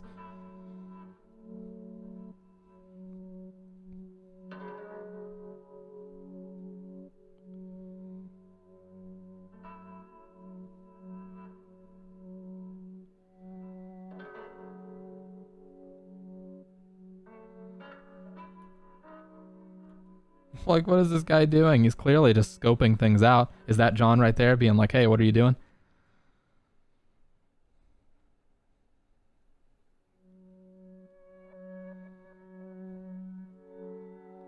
Or maybe neither one of them live here.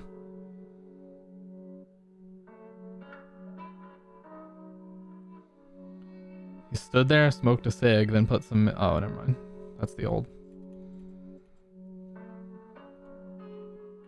What the fuck? They're just going inside his house?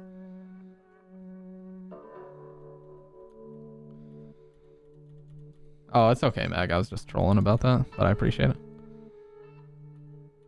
What the fuck, dude? I would be so fucking freaked out if I was this guy.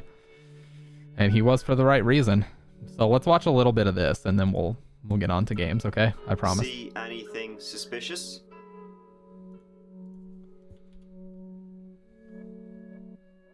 Oh, wow. They're just taking the stuff out and then pretending to do yard work. What the fuck? See anything suspicious? Well, John Lang did. The story of John Lang, it's an odd one. And what happened in 2016 was very bizarre and unusual. I love his accent already. Who was John Lang? John Lang was a Fresno resident and former Marine, and an outspoken critic of the local Fresno Police Department. What is this photo? He had uncovered a scam that Fresno PD had going on where they would scan the license plates of cars parked in local businesses. Here's an explanation of what he uncovered. I discovered local law enforcement had been running a license plate scanning scam where Fresno cops would scan license plates at retail store parking lots in lower income neighborhoods. After collecting hits of violations, they would then pull the unsuspecting drivers over a few blocks away from the store location in a marked police vehicle, claiming they simply came across the vehicle during their routine driving patrols. This unethical and possibly illegal activity was simply motivated by profit and unfairly targeted Fresno's poorer residents. I also discovered the Fresno Bee was sharing chat log data with Fresno law enforcement of Fresno citizens who were critical of local Fresno government and Fresno law enforcement. Lang regularly posted evidence of police corruption on the local paper, the Fresno Bee. However, his IP was logged by an insider of the site, one Jody Murray, who gave his address to the police. And then things take a turn. John Lang began to believe he was being stalked and watched by the local police department. He began to upload videos to a YouTube channel. He posted footage from his CCTV, supposedly showing that the police were intent on stalking him, intimidating him, harassing, and possibly planning a break-in. Was he being stalked by the local police? Well, there's a hell of a lot more to this story. Let's take a look at some of the footage John Lang. In his first upload, the white truck supposedly belongs to Fresno PD personnel, and he claims that shortly after this incident, he received a hang-up call from a member of Fresno police. If you guys don't know what a hang-up call, that's basically a test to see if somebody's home. You just call, and if the person answers, you immediately hang up. So that'll tell you right then and there that they're actually home. That's why he drives off, I'm assuming. He's like, oh shit, he's home. Never mind, goodbye. If it's a landline, Next, yeah. we see what John says is a member of Fresno PD conditioning John's dog, so that if they try access John's house, John's dog will submit to them. Wow, that's fucked up. Trying to get the dog used to him.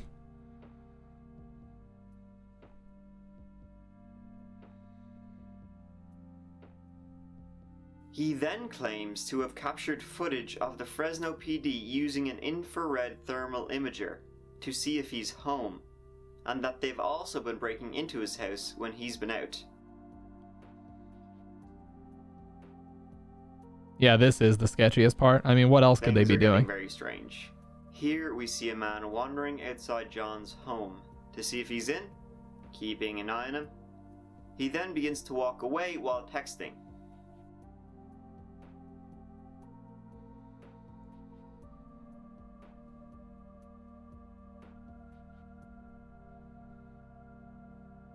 Yeah, exactly. It's not Google Street View, that's for sure.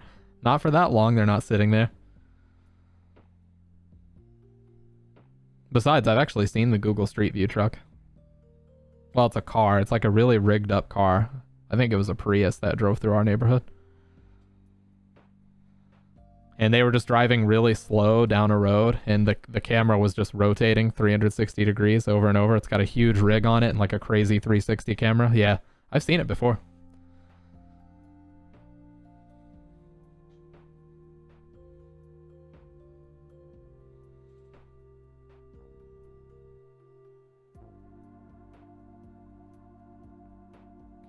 Texting who? His buddies at the station? Now, this next video is again suspicious and also a little scary. Supposedly, John was over in a nearby house with two of his neighbors. One, it should be noted, is a registered sex offender. Both, John says, are police informants. John begins to feel uncomfortable and wishes to leave, but they try and stop him. They prevent him from entering his own house via gate, and he has to climb over. John believes that they were communicating with the police the whole time. When he gets in, he says his computer, front door lock, and printer have clearly been tampered with. Wow.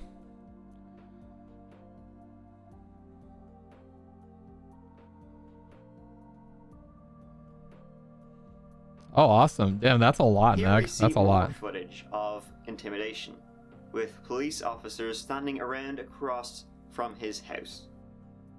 Yeah, like, what are they doing? Why are they just grouped up? They're plotting. They're trying to think of what they're gonna do. Like, damn, how do we get this guy? They're just standing around with their hands on their belt. He claims that all of this is in retaliation for John exposing the license plate scam. You've watched it all, In Freak? this Dude, that's footage, awesome. I love seeing that. I hope you enjoyed that, Freak. There's a lot there. That's awesome, Freak. I appreciate that a lot, man. we can clearly see someone trying to break into John's car.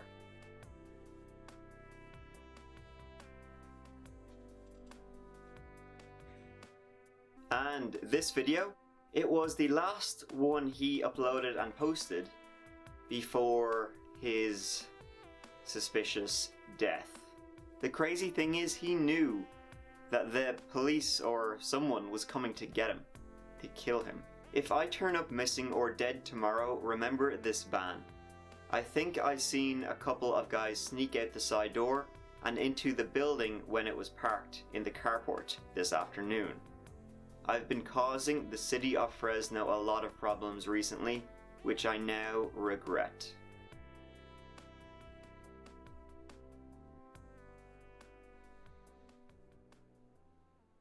John Lang was found dead with multiple stab wounds inside his burning home on January 20th, 2016. Now, John had a feeling that the police would eventually try and take his life.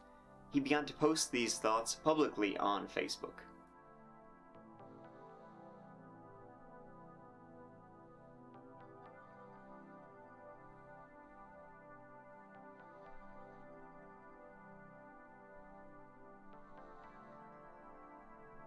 Wow. As you can see, he gets increasingly worried over the course of his final week, up until his death on the 20th of January. So what happened on the night John Lang died? According to the coroner's report, it was suicide. He was found with 3 stab wounds on his body. However, the cause of death was ruled as death from smoke inhalation.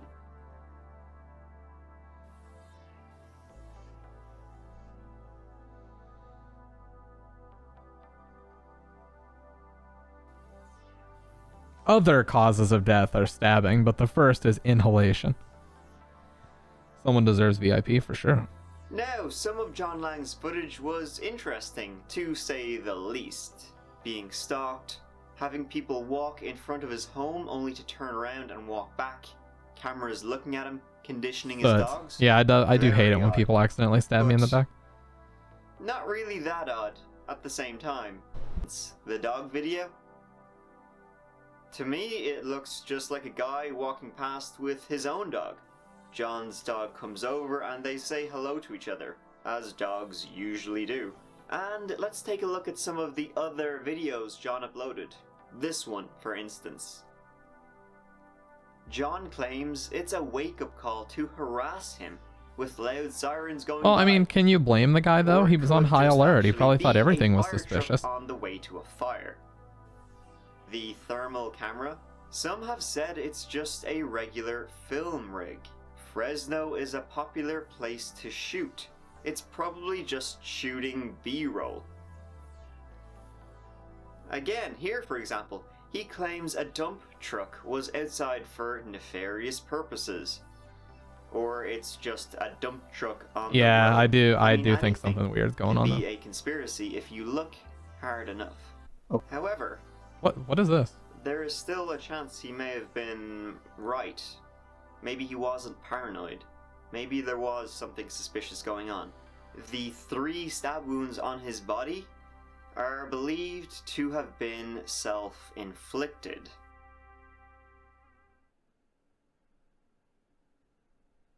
Did John's paranoia get the better of him until he just went so crazy he killed himself? Was he crazy, or was there an actual conspiracy to end his life? Here is one fun bit of information. The guarantee carpet cleaning we see in the last video he uploaded when he was getting really paranoid that something bad was going to happen to him, that carpet cleaning company is not real. Exactly. People have searched the details of that business. Exactly, it's a fake car. And it's all fake. The first review of guarantee carpet cleaning is from the 25th of January 2016. The day he died, is it? 5 days Yeah. after John was found dead. Found dead from a believed suicide. It doesn't exist. With 3 So that was stab obviously wounds. a setup. Now, by all means, guarantee carpet cleaning could be there for an actual job. And that's why the review came up 5 days later. Because maybe it was one of their first jobs or first to be Just gonna take my ibuprofen really quick. reviewed. But it's still a little bit weird that this company has no reviews prior to John's death. It's a little strange. He seen that there was something suspicious about that van. A van that there was no details prior to his death. There's no details about it, about that company prior to his death. Some fake reviews, maybe they're real, came out after his death.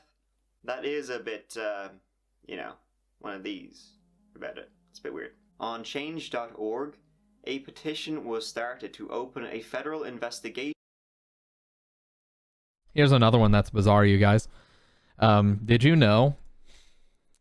So in Antarctica, I know this sounds random as hell, but that's actually a flat Earth argument, and I'm not. Let's not even go there, okay? But I'm trying to say, basically, for the longest time, flat Earthers would say things like, "Why can't I tour Antarctica wherever I want? You know, why do I have to go on a guided tour? They'll shoot me. Why is it like Area 51 and all this other stuff?" Well, for the longest time, people would respond and they'd say, "Dude, check out this site. You can go wherever you want." Well, it turns out the site that people were linking was completely fake. Like, every person had like a super low res photo with sunglasses on, so you couldn't even tell who they were. That was supposedly the staff, and all the reviews were run through an algorithm, and it found out they shared like 90 to 95% phrasing in every single review, which is pretty much guaranteed that it was just fake bot reviews.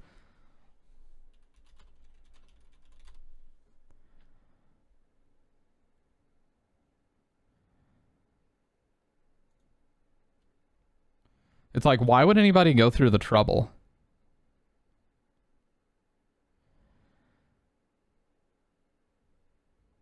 Why would anybody go through the trouble to create a fake website about touring Antarctica? But it existed.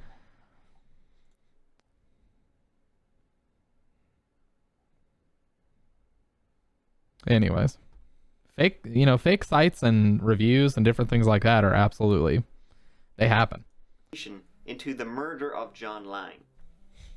Also, one of the reporters John tried to reach out to before his death said that John apparently tried to call his ex-wife minutes before neighbors noted smoke coming from the house. Was he just saying goodbye, or was there something else? Apparently, she ain't talking. Also, according to this reporter, the knife wounds were to the upper back, not to the front, to the back. And he was barricaded inside his house. Yeah, but the people, the assailants, could have very easily barricaded up the house to make sure he couldn't get out. Was he locked in? Not the other way or around. Was he trying to prevent others from breaking in? A number of months later, while John's family were dealing with his estate, one document says he was violently murdered. Now, anyone could have said that. His family could have put it there. But again, that is strange. And also, if you look at who was present at the autopsy, 2 Fresno police detectives. Police have to be present by if they're... And also, something else that should be noted is that the Fresno Police Department does not have a good reputation. A Fresno deputy police chief was charged with conspiracy to distribute heroin. Also, and oxycodone, it said. Officer, having had his gun and badge taken away from him, went to confront the chief of police one night. The last he was seen alive was entering the police chief's home. He was later found dead with an alleged self-inflicted gunshot wound to the chest. Of course. However, many believe it was not so self-inflicted. So, was John Lang unnecessarily paranoid to the point of suicide? Or was he the victim of the Fresno Police Department, who wanted to silence him for exposing police corruption? Let me know what you think of this highly unusual... I don't know, man. I don't know. And the sad part is, none of us will ever know, because we weren't there. Yeah, there's enough evidence. Exactly right. Yeah, they should have never let the local police... Yep, I was just about to say that. We've investigated ourselves and found that we did nothing wrong.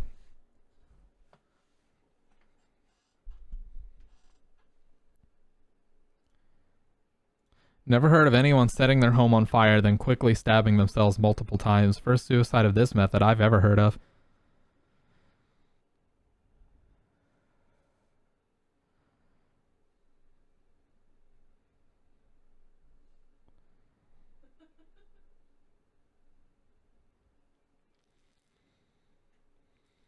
Regardless of his mental health state, the woman who gave his info to the police has an awful lot to answer for. Exactly, yeah, she's one of her family members, where it is. There it is. One of her family members works for, oh, I bet one of them. Jody Murray is a man.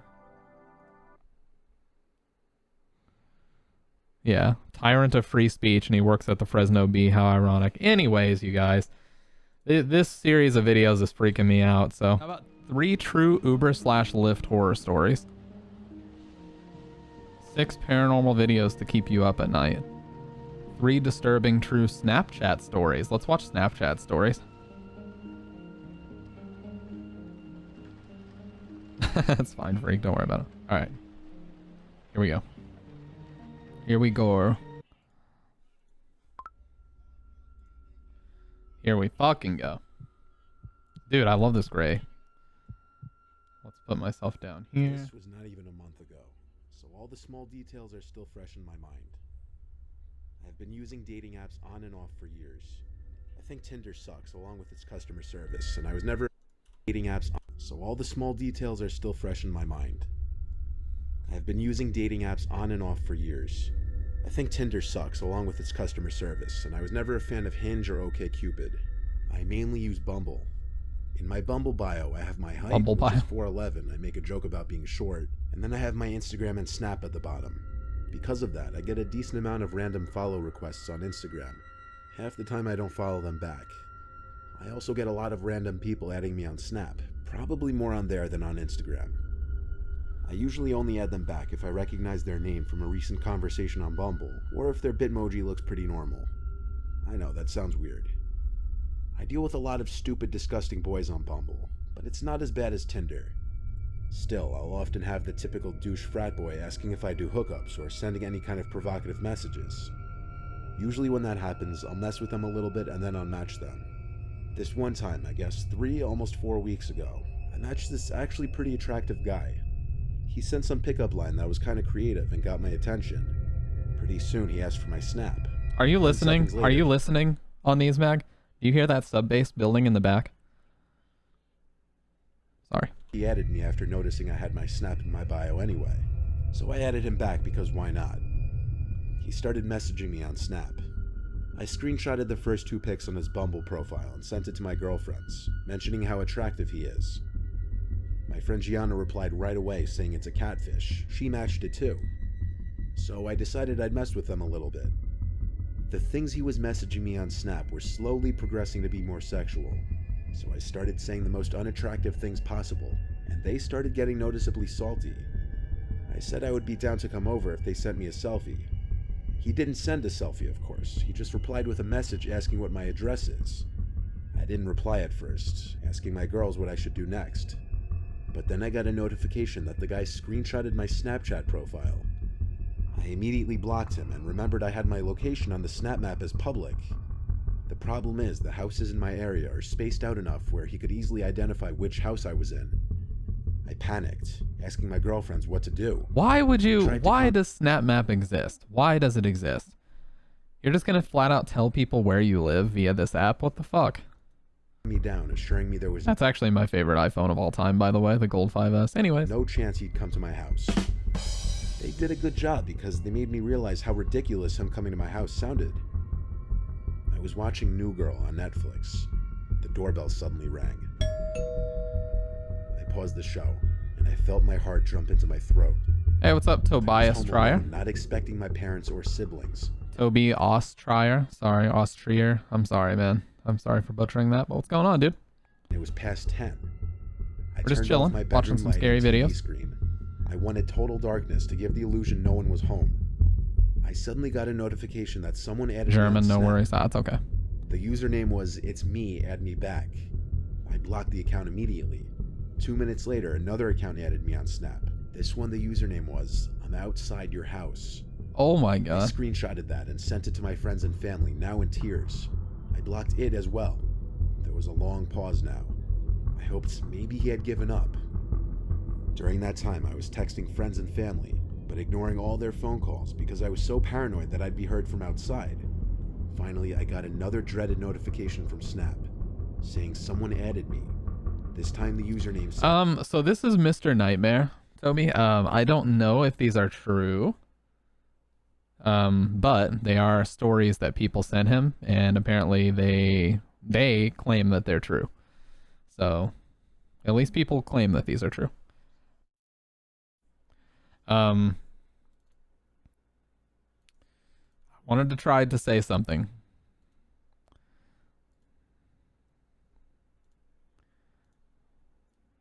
Yeah, no, I'm familiar with fact or fiction. My German's really bad, but I was gonna say Dankeschön for watching. I'm looking right at you. I hope that's thank you. I hope I didn't just make a fool out of myself. I wish I hadn't. I wish I just ran out of the room and called 911. But I looked and saw him looking into my room, this disgusting, smiling man. I'm sure my face turned completely ghostly white as I looked at him. I ran out of the entire house, screaming at the top of my lungs down the street. 2 neighbors came outside in response, and I basically ran into one of their arms crying for help. The neighbor called the police for me, but the man was not found in or around the house. I somehow had to gather the courage to go back into that house and stay there for the night. I locked myself in my parents' room since it's the only bedroom upstairs with a lock, and I prayed I'd be able to fall asleep. I lay awake for seemingly hours though, and eventually I knew for a fact I heard something outside the door, like tiny, soft footsteps causing ever so slight cracks in the wood. Oh my god. I sat up and stared at the bottom of the door, dreading the lights outside turning on or someone trying to open the door. I grabbed my cell phone and dialed 911. I immediately said to the operator in a quiet whisper that someone was inside my house and I was alone. But maybe I didn't say it quietly enough, because footsteps on the other side of the door confirmed that I was right. I wasn't just hearing things. The footsteps walked away from the door quickly, and I heard them go down the stairs, and eventually I heard the front storm door slam shut. The cops arrived shortly. The same cops had returned. This time they wouldn't allow me to sleep there the rest of the night. I called my friend Gianna, who was still awake, and she said I could come sleep over for the rest of the weekend. The police escorted me there after I locked up my house. I'm grateful I didn't fall asleep that night, as I wouldn't have heard those tiny footsteps outside my room, and I might not have called the cops in time. Wow, holy shit.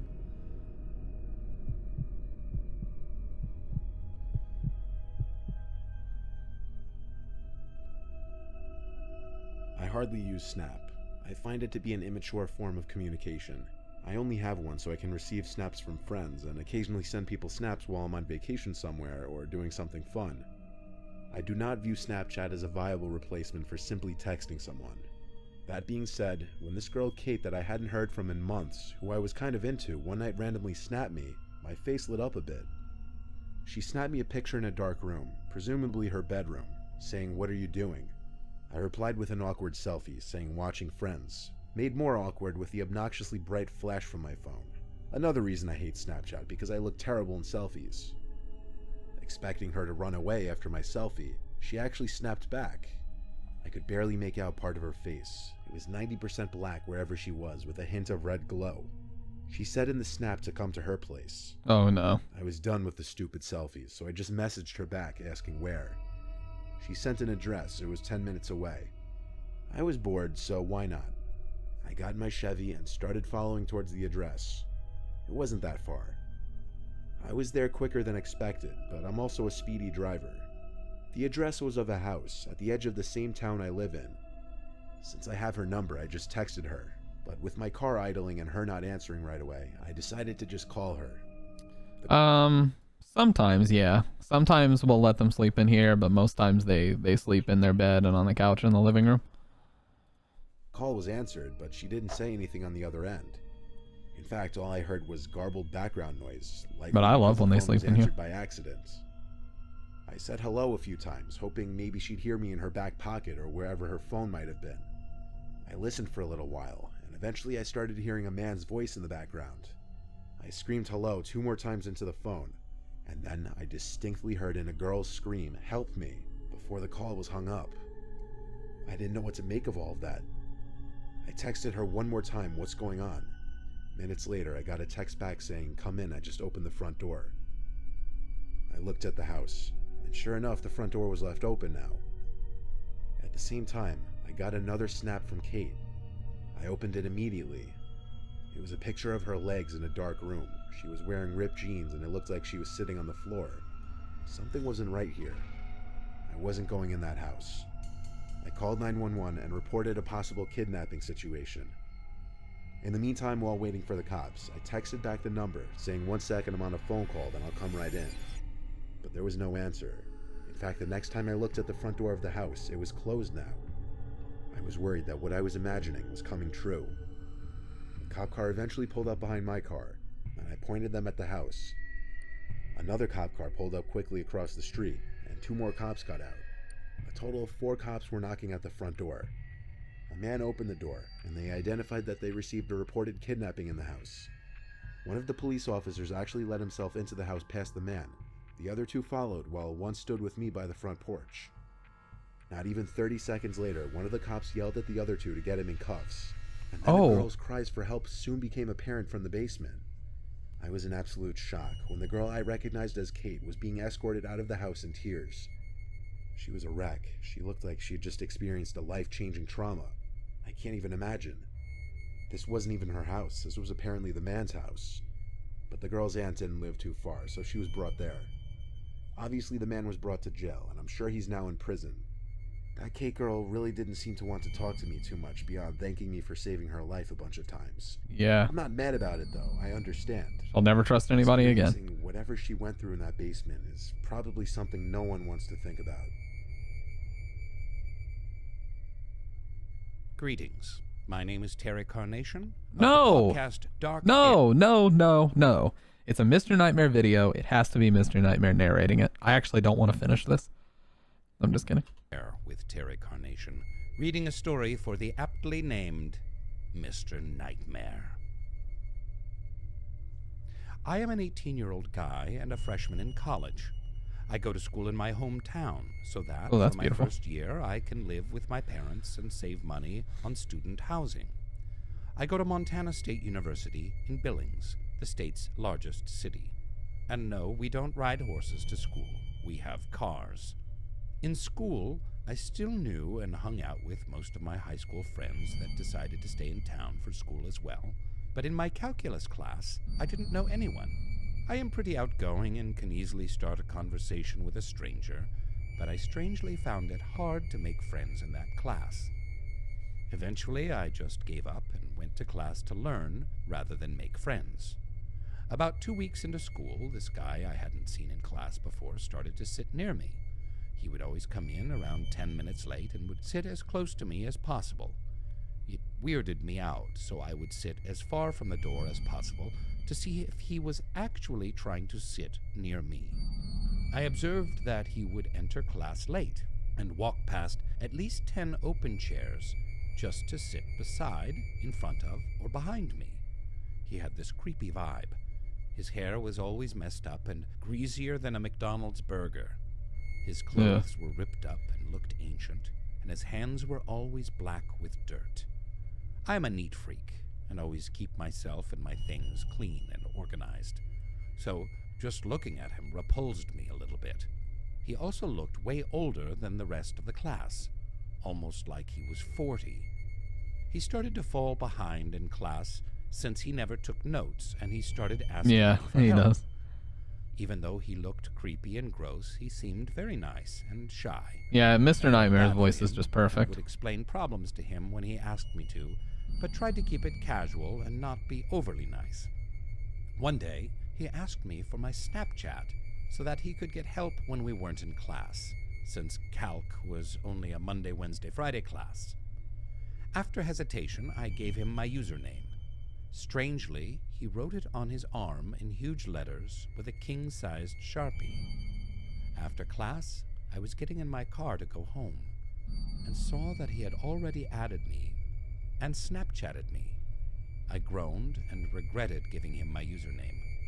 I got in my car and drove the 20 minutes home. By the time I arrived, I had forgotten about it and went about my day. I should mention now, a girl's name added me on Snapchat on this day too, so I added her back, Yeah. even though I didn't know who it was. That was her first mistake. Later that night, I got another Snapchat from him. I opened it. The first one from earlier that day was of his arm with my username on it.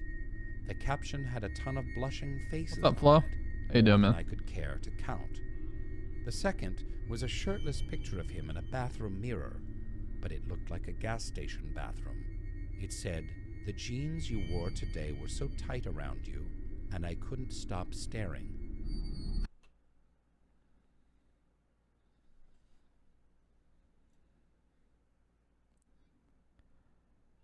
I only have one thing to say to this girl. You fucked up. I was immediately weirded out and considered blocking him. I thought better of it, though, and wanted to avoid an awkward situation in the next class we had together. I didn't reply to him and went about my night. I had a few friends over and left my phone sitting on the couch, and one of my friends picked it up and said, "Dude, who's this Jefferson guy? He sent you like 20 snaps." I grabbed my phone and scrolled through my notifications. I clicked on one, and it brought me to the chat section of Snapchat.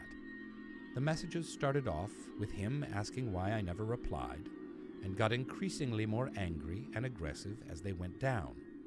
Then a picture popped up, and I opened it. It was of my front door, and it read, "Come out right now," in all caps, with about 100 exclamation points. I suddenly remembered I had my location on for Snap Maps, and he had Again, Snap Map, dude. 2 times in this one video. Turn your fucking Snap Map off, you guys. Stop telling these people where you live. tracked me to my house. I immediately screenshotted the picture and the messages. One of my friends recommended calling the police, but I wasn't worried since I didn't think he could get in. Flash forward 2 weeks, and I hadn't seen the guy since. One night I was watching people's stories and came across Jefferson again. I was horrified because I thought I blocked him. I looked at the username and saw that it was the username that I thought was a girl adding me all that time ago. He had made a fake Snapchat, knowing I would probably end up blocking him. His story was even creepier, though. It was a picture of me walking with my friends in a parking lot earlier that day. I was pissed now. I messaged him and asked why he wouldn't just leave me alone, and why he couldn't realize I didn't want to be his friend.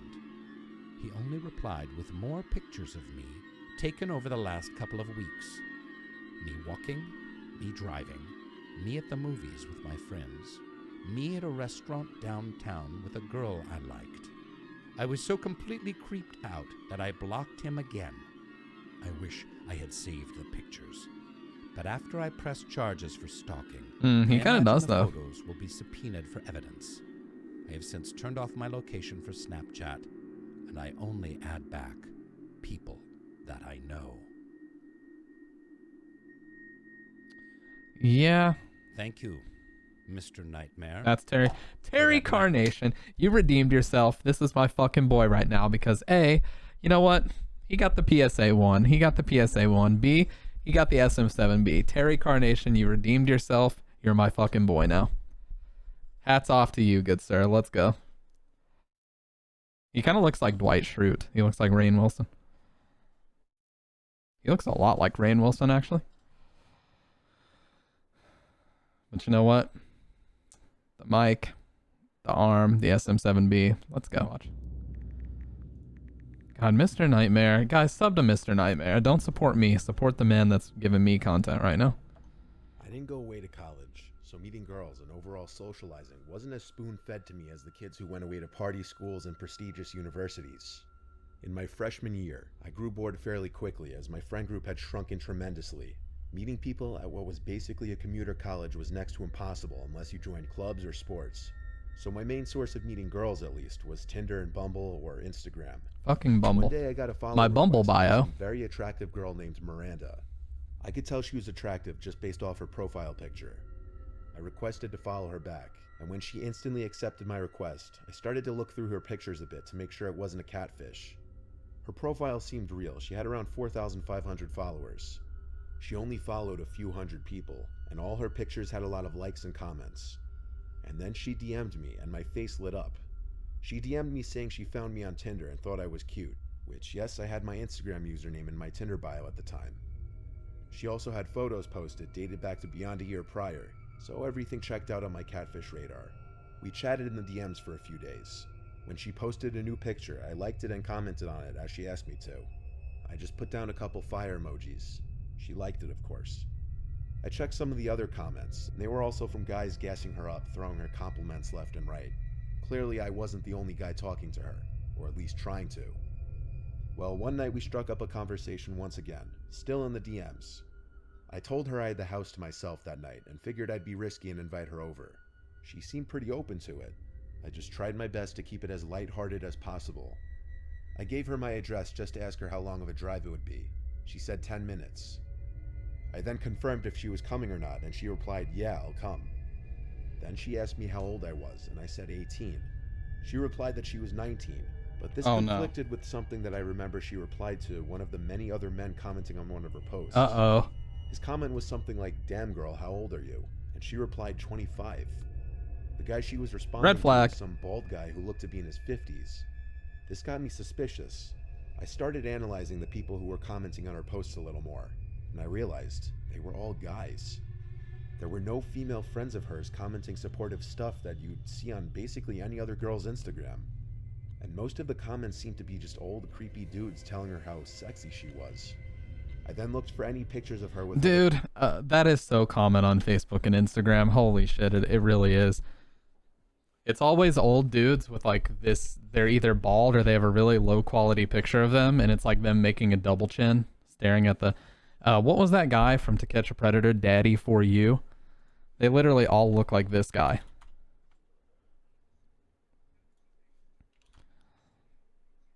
Dennis Ramsey, Daddy for You.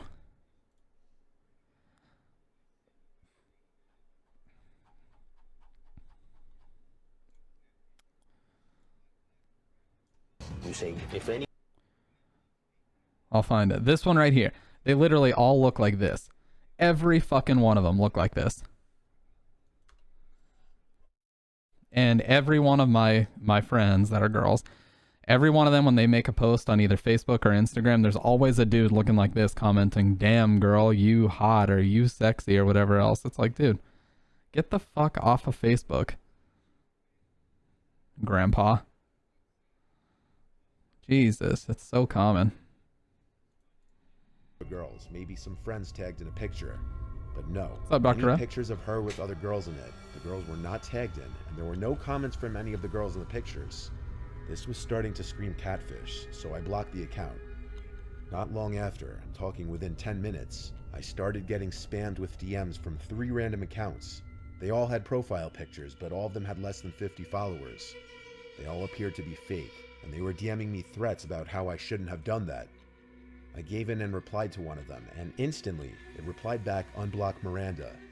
I blocked that account as well, and went to unsend all my recent DMs to that Miranda account, specifically the one with my address in it. I counted myself lucky I didn't give the account my phone number or any other info. I also set my Instagram profile to private. After that ordeal, I ended up trying to get anyone else to come over and take advantage of having the house to myself, but eventually I gave up and went to bed. I have trouble sleeping 90% of the time, and this night was no exception. So after I'd say at least an hour and a half of trying to fall asleep, I heard noises from outside in the living room. Now, this was in February, so it was freezing out and the heat was on full blast. So there were always ticking and clicking sounds from all the baseboard heaters. But a couple noises sounded a little different, like louder. I didn't go check though. And while each click and clack from around the house was making me look over into my dark room, making sure no one was there, I eventually somehow fell asleep. But not for long. I woke up and it was still dark in the room. I knew something woke me up, like how sometimes you hear a sound in your sleep and it's a delayed reaction before you wake up a few seconds later. Well, that's what happened. This is why Mr. Nightmare's voice specifically is the driving force behind this channel's success. Because he has that knack for making things feel tense. He has that knack for making things feel nervous. And he just brings this anxious craziness with his narration. That's what I love about it. I sat up in my bed, the clicking of the heater still filling the room. I looked in the far corner of my room, and at first I didn't believe what I was seeing. I looked closer and could see it better. There was a person in the corner of the room, and I swear I could see their grinning face. I was so scared in that moment, I got up from my bed, unable to even scream. I ran all the way outside into the snow in my bare feet, and I rang the neighbor's bell 1,000,000 times. While in there, I basically cried to them that someone was in the house, and I used their phone to call 911. When police searched the entire house, they didn't find anyone. The back door and side door were both locked, and so were most of the windows. The only possibility of someone getting in would have been through one of the backyard windows, which was left unlocked. The police officers comforted me in letting me know that it may have just been a hallucination, which I learned through research can happen in the moments after just waking up for some people. Sleeping in the house alone the rest of the night was the most anxious thing I'd ever done after that, but I really won't ever know for sure if what I saw was really just a hallucination, or if, God forbid, whoever was running that Miranda catfish account was in my house. A few months after this incident, that account was either deleted by the user or taken down by Instagram. It no longer exists. 990s are in? What do you mean? You mean on? Instagram is my favorite time waster app. I spend a good chunk of my free time browsing it. I've gotten my fair share of creepy DMs. I've learned to ignore them. So when I got a notification from Instagram that some random account requested to DM me, I didn't sweat it. I did, however, just open the DM because I always do out of curiosity. The DM was a link to another Instagram profile named Perfect Always with a Z. I pressed the link and it opened this page with a bunch of pictures of girls. Like young girls, seemingly varying in ages from 13 to 20. As I continued to scroll through the account, I picked up on an unsettling fact, that all the pictures seemed to have been taken in secret. Like one girl was on a school bus, one was sitting on a park bench, one was taken from behind a bush of a girl walking on a sidewalk, one was taken of a group of girls on a college campus. Expecting to find perverted comments on the posts, all I found were positive comments like "keep up the good work" and "nice." There were also some comments with random numbers, like 500, and that's it. And every single account that commented appeared to be spam accounts, like no profile pictures and no followers. It was a weird and creepy account, so I reported it and sent a link of it to my friend Allie. Then I went about my business. I was at school when all this happened, so I couldn't give it too much attention to begin with. It wasn't until after school when I got home that Allie finally texted back saying, "OMFG, who did that? That's crazy." I replied, "I know, it's so creepy." She seemed more concerned and shocked than I was expecting her to be. She replied saying, "You need to report that to the police right away." I replied back, "Why me? It's not exactly my problem." She replied back with nothing but question marks mixed with exclamation points. It's gonna say there's a picture of her on here, I bet. So I said, "Why are you freaking out?" She said, "Why don't you care about someone posting pictures of you on their Instagram?" Oh, you? Okay. My heart sank. I immediately the comments are money, I bet. Review the profile. This time there were 2 new photos uploaded to the page. One of a girl in the passenger seat of an SUV, and one a picture of me walking home. It was taken from inside a car parked on the side of the road. I remembered seeing that car, and I remembered noticing someone sitting in it. This just seemed unreal. I called Allie at once, freaking out. I told her why I didn't understand at first, and explained how some random account DM'd me the link. Allie told me to report it to Instagram and the police. I told her I reported it to Instagram already and told her to do the same. I stayed locked in my room talking to Allie for at least an hour as I was home alone. The next time I refreshed that Instagram page, it said this page does not exist. First thought, okay, it blocked me, so I asked Allie to refresh it as well, and it said the same thing for her. We both used our Finsta accounts to confirm that it was removed, and it was. The account no longer appeared. I still don't know if it was taken down by Instagram or if the creator of the account deactivated it. I also have no idea what those numbers in the comments meant. Either way, it seemed like one big setup thing, and I'm scared to know any other details about what was going on with that Instagram page.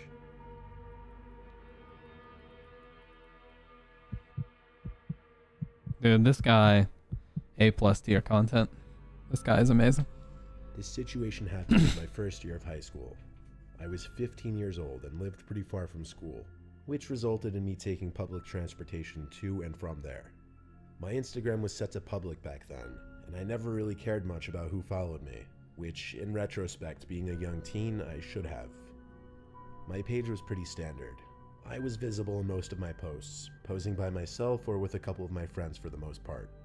I also post a lot of my story, which for those of you who don't know, allows users to share photos and videos to their story for 24 hours.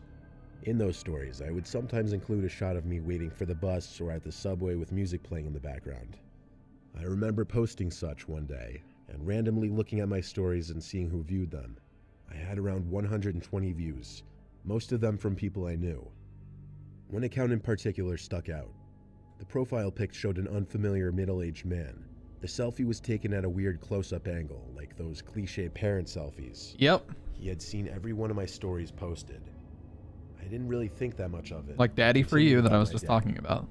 Hours later, when I was nearing sleep at around 2 a.m., I got notifications that that same man had requested to DM me, followed me, and liked all my posts. I had about 12 posts, so it wasn't a crazy amount of notifications.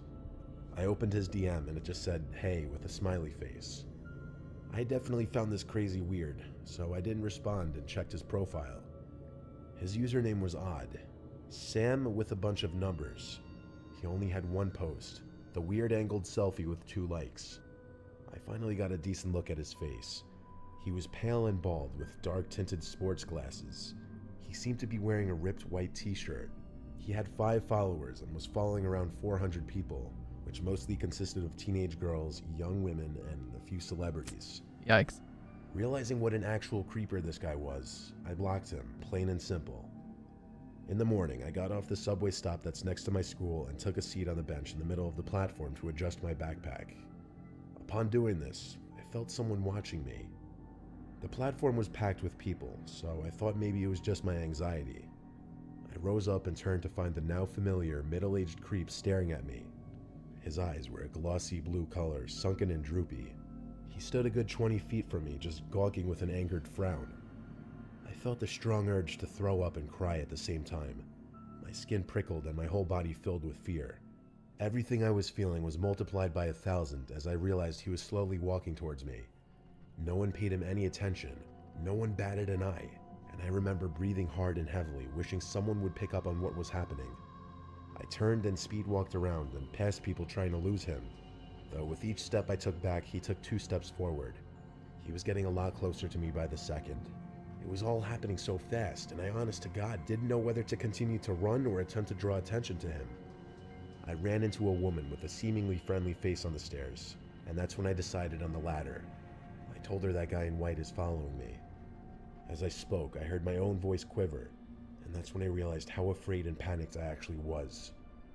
She noticed the man I was referring to at the bottom of the steps, and right away she called him out.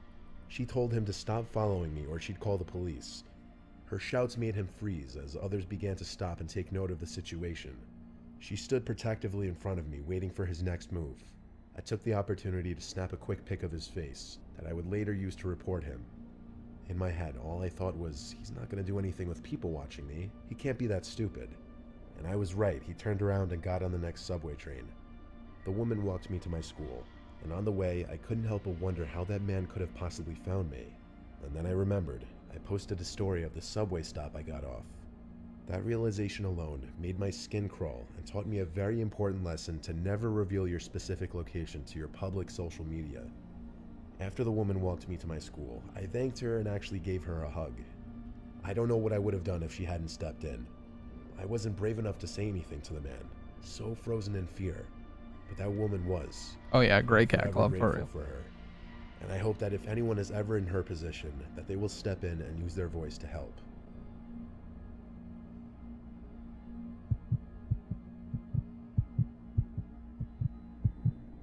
You never told me what your cat's name is. The internet and social media can be a very dangerous thing. This personal experience of mine is a Pretty much every one of these, as well as the Snapchat stories, the moral of the story has been don't fucking ever turn your Snap Map on, and don't ever, if you're going to use Instagram a lot, don't make it clear where you are. And take a photo of yourself, sure, but make it seem like it could be anywhere. prime example of what I mean. I've had an Instagram account for like 7 years now. I used to post on it a lot more when I was younger. These days I really don't post at all, and I only open the app like once a day just to browse my friends' posts or whatever. Well, recently I lost my phone. I figured it was time for a new one anyway though. I did try the whole find my iPhone thing, but it said my phone was like 30 miles away. It just wasn't worth it for that old phone. Moving on, one day not too long ago, I got a DM from a kid from high school. Wait, that I that's hadn't actually her spoken name? to in years. In fact, I didn't even follow him. That's amazing. I peeped what he DM'd me, and it was a heads up message. He was bringing it to my attention that someone was using my pictures on a fake Instagram account. Yeah, we were He talking shared about the this. profile in question with me, so I had a look and realized he was right. There was this entire account pretending to be me, just using a different name. There were pictures I'd never even posted on Instagram before on there. Pictures exclusive to my old phone. My head was spinning. I actually felt sick over this. I immediately assumed whoever found my old phone somehow bypassed the password. You know, that's like Snickers. We don't ever really call her Snickers anymore. We just call her Snick or Snicky now. The Cat's account names had just 50 morph over followers, time. and it was following around 150 people. The posts all got like 5 to 10 likes. Most had no comments. This but guy some stole had his old basic phone. Comments like a flame emoji or whatever. This account was literally pretending to be me. It had a story posted, so I went to check that, and I felt even more sick to my stomach. It was a boomerang panning from my house to my car over and over, as if they were showing off both. A boomerang is basically just a looping 2-second video that goes back and forth from one point to another. This meant whoever was doing this knew where I lived and had any other information I may have still had on that phone. The story was posted only a few hours ago. I immediately thought to go to find my iPhone settings and turn on lost mode. I regretted not doing that the second I lost that phone now. When I tracked my old phone one last time, I was in for another horrible surprise. It said the location of my old phone was right outside our house somewhere. There's a lot of space between houses in our gated community, so there was no mistaking that person was still out there on the property somewhere. I turned on lost mode on the old phone, then ran downstairs to get my roommate Corey's attention. It seemed he was already occupied though, by his husky barking at something in the backyard. Corey was standing by the door watching his dog. I explained in as few words as possible because I felt the situation was dire. We stepped out into the yard together to call his dog in. He was out in the grass barking rather viciously at someone or something out of sight. The dog was barely visible because it was so dark out. We went together to grab the dog by the collar, and as we got hold of him, we saw someone in the bushes run away into the patch of trees that separated our house from the next house. It was like a jump scare moment in a horror movie.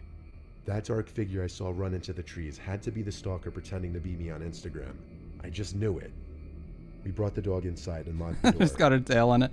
Oh my god, whenever we fucking have food, any fucking time I have food on, yeah, let the dog off the chain and grab the gun. That's what I would say, freak. Anytime I have food on the couch, Zero will not only jump up, but he will purposely like roll into the food. I swear he does it on purpose. Because he thinks if he ruins the food, he'll get it.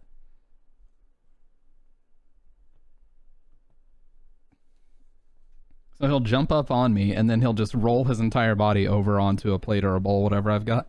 You may ask, why didn't we let the dog chase down whoever it was? That's because Corey's dog is all bark, no bite. She's 13 He now. would never harm a Aw. fly.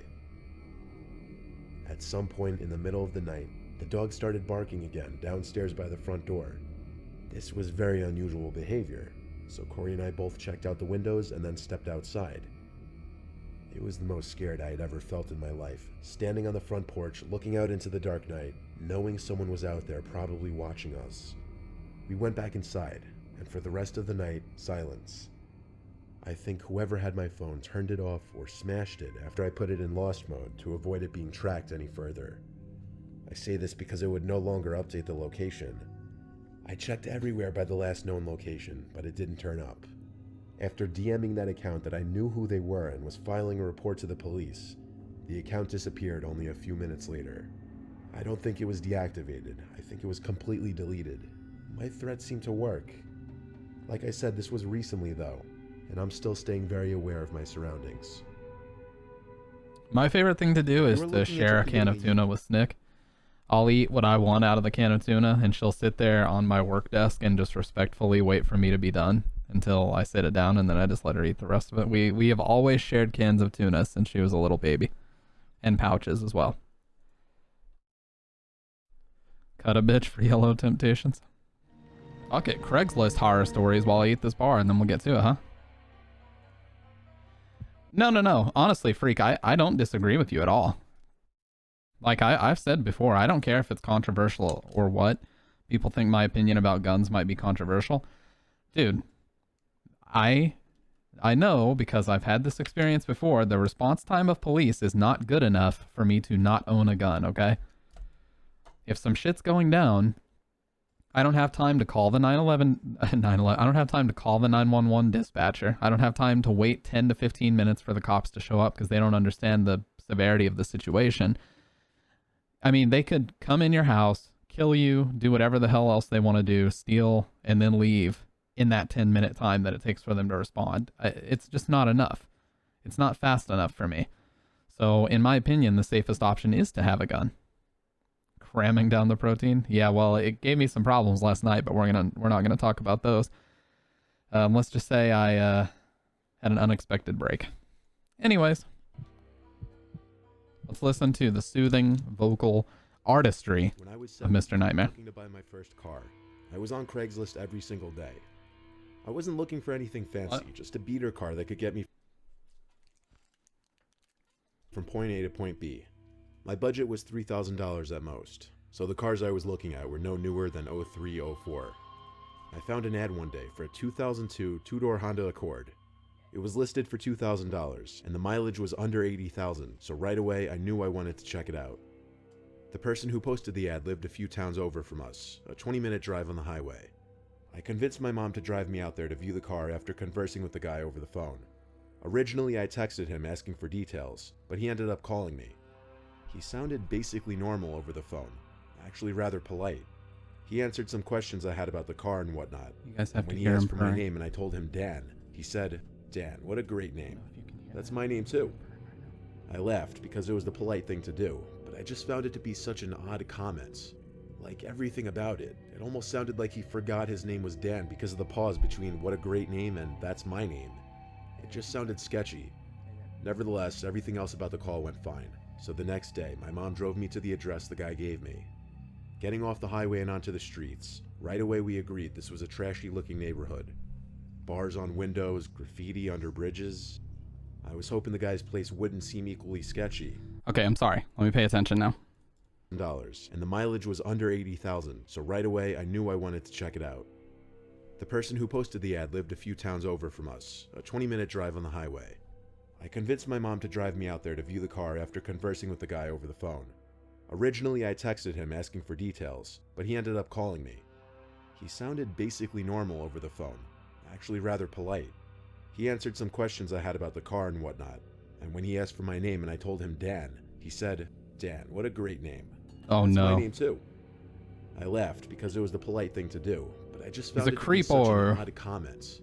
Like everything about it, it almost sounded like he forgot No, that's his okay, name was Freak. Dan Don't worry about because of that. the pause between "what a great name" and "that's my name."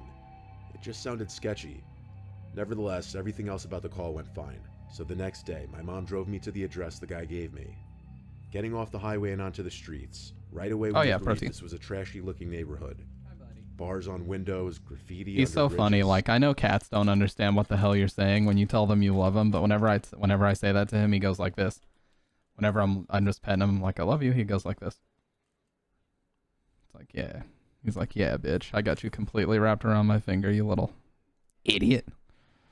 I was hoping the guy's place wouldn't seem equally sketchy, but as we pulled up, it was. I don't care if they It don't wasn't a understand what I'm standard saying. I'm going to property say like it the rest of anyway. the area. The entrance to the property was between two houses. It wasn't a driveway, just some low-key road that led Oh, into freak, an you're inlet close. with two more houses. Every house was cramped between other houses and buildings. But there I saw it, the Honda Accord, which was in, I guess, what you'd call the driveway for this house. My mom and I stepped up to the front door and rang the bell. We didn't know if it rang or not because we couldn't hear anything, so I knocked. One of the windows opened out of nowhere, and a man's voice said, "Come inside, the door's unlocked." I went to open the door, and my mom stopped me and whispered, "Are you sure you want to go in there?" I said yeah. I let ourselves in, expecting to be greeted by Dan. The inside of this place was kind of dark. Not a lot of natural light came in through the minimal windows. "Hello?" I said. "Yeah, over here," a voice called. It was a deeper voice than I heard on the phone. "Dan?" I asked. "Yeah," he said. I began walking through the little kitchen, closer to his voice. My mom grabbed my shoulder and stopped me. She whispered in my ear, "We're leaving." The man's voice now came from beyond this door at the end of the kitchen. He called up, "Down here, we could do the transaction here." My mom and I left the house in a hurry. As we were hurrying to my car, a lady at the next building over called to us.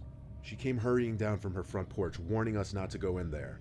Then she asked why we were there. It's Nick. We explained that I came to buy a car, but that he was calling us into his basement. The woman said that she's been concerned about that man living next door for months, that she thinks he's up to no good, and that he constantly has random cars pull up in the driveway in the middle of the night. We asked if his name was Dan. She said she wasn't sure, but that she vaguely remembered the guy introducing himself as Mike. She told us to just get far away from the house immediately, and so we did. It's disturbing to know my mom and I may have been murdered in that basement if we went down there. Like, how could we do a transaction before even viewing the car or agreeing on anything? Better question why in the basement. The whole thing screams trap. I don't know what else he could have wanted to do to us, more specifically me, in that basement.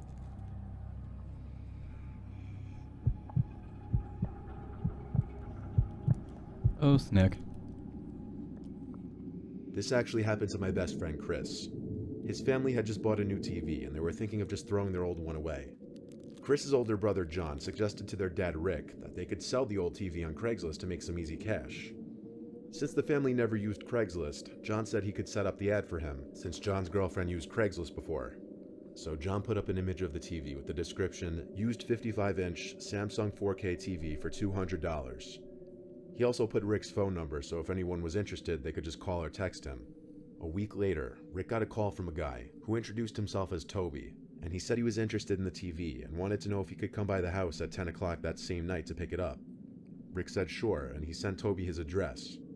Later that night, while Rick, Chris, and John waited outside the house for Toby to come so they could help him load the TV into his car, Rick got a call from Toby, and he said he wouldn't be able to make it to the house because he was almost out of gas, so he and Rick agreed to meet in the parking lot of a Circle K.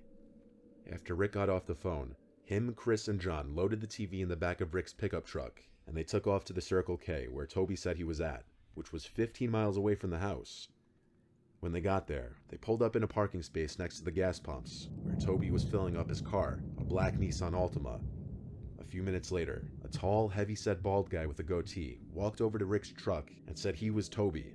He told Rick that since the TV was big, it would most likely not be able to fit in his car, so he suggested that they could just follow him back to his house. Oh, no. Rick agreed with him. No, After no. a few minutes of driving on the main highway, they got onto a back road. It looked sketchy because it was nothing but trees on either side of the road and it was filled with potholes. Toby texted Rick and said his house was at the end of the road. When they got to the end, the place that was supposedly Toby's house didn't even look like a house at all. It looked more like a tall, abandoned building. When they got out of the truck, Toby told them to untie the TV from the back so they could start unloading it. After they untied the TV, they turned around and saw 3 large men emerge from the back of the car, and they all pulled out guns, including Toby. They threatened to kill them if they didn't give them all they had on them. Rick, Chris, and John didn't hesitate, so they all gave the guys their wallets and phones, and they obviously took the TV too. After taking everything they had, the guys got back in the car and drove away.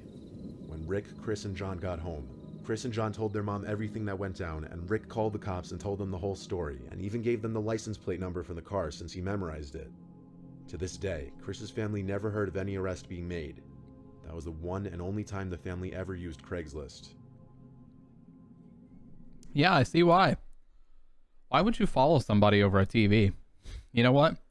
If the guy's like, yeah, Bro, I don't think it's gonna fit in my TV. You'll have to follow me back to my house. I'd just say, nah, you know what? Don't even worry about it, dude. We'll just take it home. We'll sell it to somebody else. Sorry.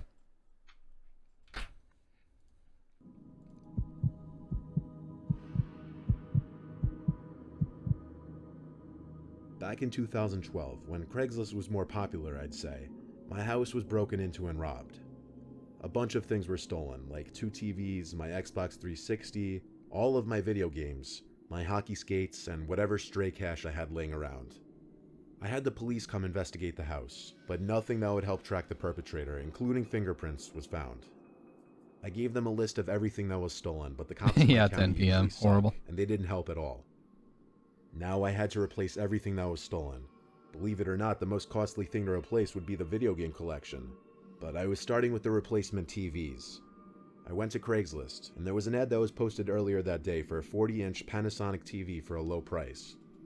Panasonic was the brand I had, so I contacted the seller and drove to his house that night. He let me into his disgusting home. It reeked, and the stains in the carpets and general messiness of the place didn't help. He brought me to this back room where the TV was. I examined it, and it was the exact TV that I had in my living room that was stolen. Oh no. Then I started to look around the room, and I noticed another smaller TV that was tucked in the corner of the room, as well as an Xbox. The smaller TV looked exactly like my other TV that was stolen. I went to pick up the Xbox and checked the bottom of it for the specific long scratch in the case that mine had, and there it was. That was my Xbox. That was all of my shit. I looked at the guy, who had a confused look on his face, and I said, "Dude, you're the piece of shit that stole my stuff." Uh-oh. His expression changed. He played dumb and had an angry tone now. He told me to get out of his house and lifted his shirt, exposing his gun holster. I live in Texas, so he likely had a license to carry. I left the house and called the cops. They arrived to the scene, but the man wouldn't let them in. He insisted they get a warrant and claimed that I was harassing him. I told the cops about my police report and the robbery and everything. They said they wouldn't be able to get a search warrant until the next day. I regretted not getting pictures while inside the room, but I wasn't thinking clearly in the moment. I was furious and I didn't know what to do. But that night, while I was getting ready for bed and doing research about search warrants, lawyers, and different possible outcomes to this situation, I heard a window break downstairs. Immediately, I knew it was him. Following my instincts, I climbed out of my window and down to the small ledge under my window. From there, I jumped to the ground and ran to my neighbor's house. My neighbor let me in while I called the police. They arrived within 10 minutes.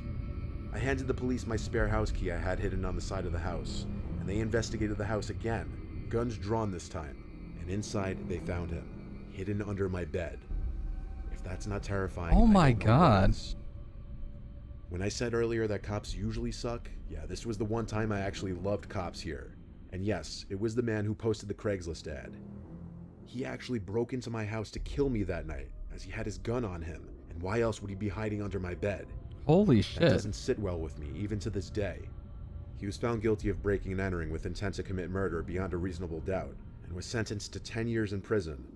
Even still, I moved to a new town and changed my number. I tried to strip any possible trail that could lead that man to me when he gets out. And I'm sure he's out by now for alleged good behavior. That's the part that scares me the most. All of this, over less than $1,000 worth of items. Completely actually worthless makes me shit. sick. I think Craigslist is one of the most dangerous places on the internet you could go. Yeah, all this over fucking inanimate fucking objects, man. Fuck that. That was a great story, though. Fucked up, but a great story. I once answered an ad posted on Craigslist for a free mini fridge under the free stuff section. I was Yeah, setting up exactly, what dude. A people would lot call can happen in 10 minutes. He had time to break in, go up to the bedroom, and hide under the bed. Like, the guy had to get out of his window, go down a ladder, go to a neighbor's house, knock on the door, call the police. He had all that time to do whatever the hell he wanted to do before the cops showed up. If he wasn't smart enough to get out of the house, he would probably be dead. man cave in my basement, and I needed a mini fridge for under the bar to store beers and other drinks inside. I checked the address on maps, and the house was apparently waterfront, sitting over a tall cliff overlooking a huge lake. Oh, look, you guys. Zero's crawling under the blanket over there. Look at this fiend.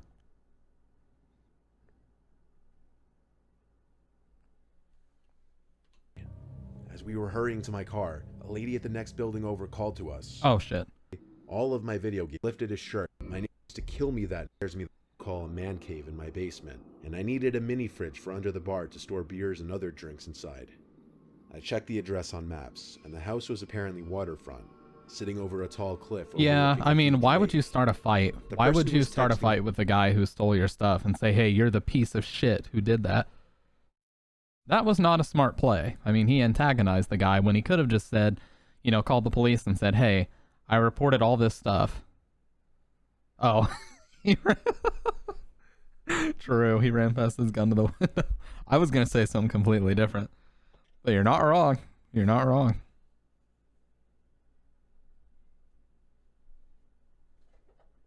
He could have just said, you know, he could have just called the cops and said, hey, this guy stole a bunch of my stuff. I found the guy. I know where he is. And he could have proven that it was his stuff and this, that, and the other. It could have worked out that way, but...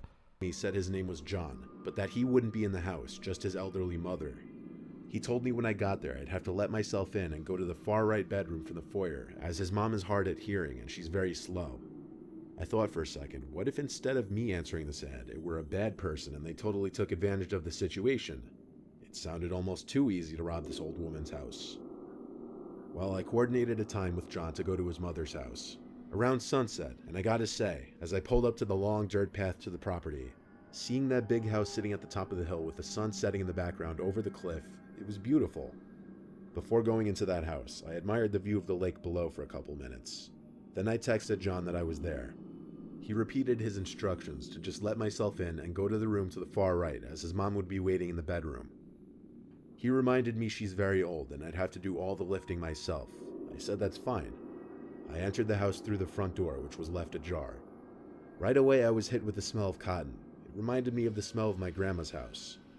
I followed his directions and went to the door on the far right, which led me to a narrow hall. The house seemed rather large from first impressions. As I went down this hall, exactly, the smell freak. of cotton suddenly shifted to this horrible smell. Literally, it smelled like death, like a rotting animal. I entered the doorway at the end of this hall, and the smell in that room was unbearable. That's because of the dead, rotting corpse on the bed. It was the rotting corpse of an older woman. It looked as though she'd been dead for a week or two. I wanted to throw up. I suddenly heard a loud, maniacal laughing from upstairs, accompanied with stomping in place. It seemed someone was in a room directly on top of me, simply stomping their feet to scare me, and it worked. I ran out of the house to my car, looked at the house one more time, and saw a man at one of the upstairs windows. Then I realized there was another person standing at one of the downstairs windows, both of them wearing face masks, like the same kind of mask you'd wear now for the coronavirus. My phone started blowing up with texts all of a sudden, all of them in capital letters. The first text said ha ha ha, followed by we see you, look at the windows, then a bunch of emojis. The last text I got from him said come back inside, you forgot your fridge. I drove off the property, and while on my way home, I called the police and reported the dead body in the house. After they investigated the house and apparently confiscated the dead body, which had no signs of any stab wounds or bullet holes, police arrived to my house for questioning. I showed them the whole conversation and gave them the phone number, which I warned them was probably a fake number, and I was right. But an officer named Boris told me they'd still be able to trace the number even if it was through some kind of fake number app. So, a week later, I was curious about the status of the case. So I called the police station, but the woman who picked up the phone didn't know any information. That or she didn't care enough to look for me, because in general she was just kind of rude. I never read about or saw anything on the news about an arrest being made regarding this, so to this day I don't know if the people in that house were caught, or if they were even responsible for that woman's death.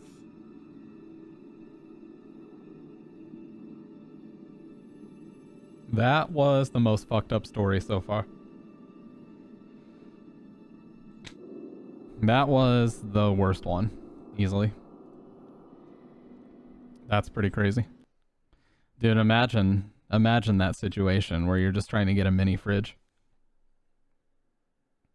And some bullshit like that happens. Holy shit.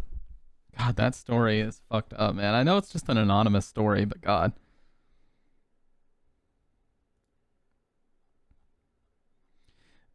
Honestly though, a lot of these things could have easily been avoided. A lot of these things could have easily been avoided if people had just followed common sense practice, you know? A lot of them. Like, just don't go in someone else's house just because they left the door ajar and you're there for a fucking mini fridge. Like, just don't go into a stranger's house. Ever. I don't know, man. But, you know, I've only ever used Craigslist a couple times. I used it, I think, once to get an old TV. And the 2 times... Actually, no, I did use it twice. The 2 times I ever used it, I used it to get an older TV both times. And the first time I met at a Walmart parking lot in broad daylight. And the second time I met at a gas station parking lot in broad daylight. So I never meet anybody unless it's a public place. Nobody discusses addresses, anything. I don't go to anybody else's house. They don't come to my house. And we're fine. Because that is just a bad idea. In general. That's a bad idea.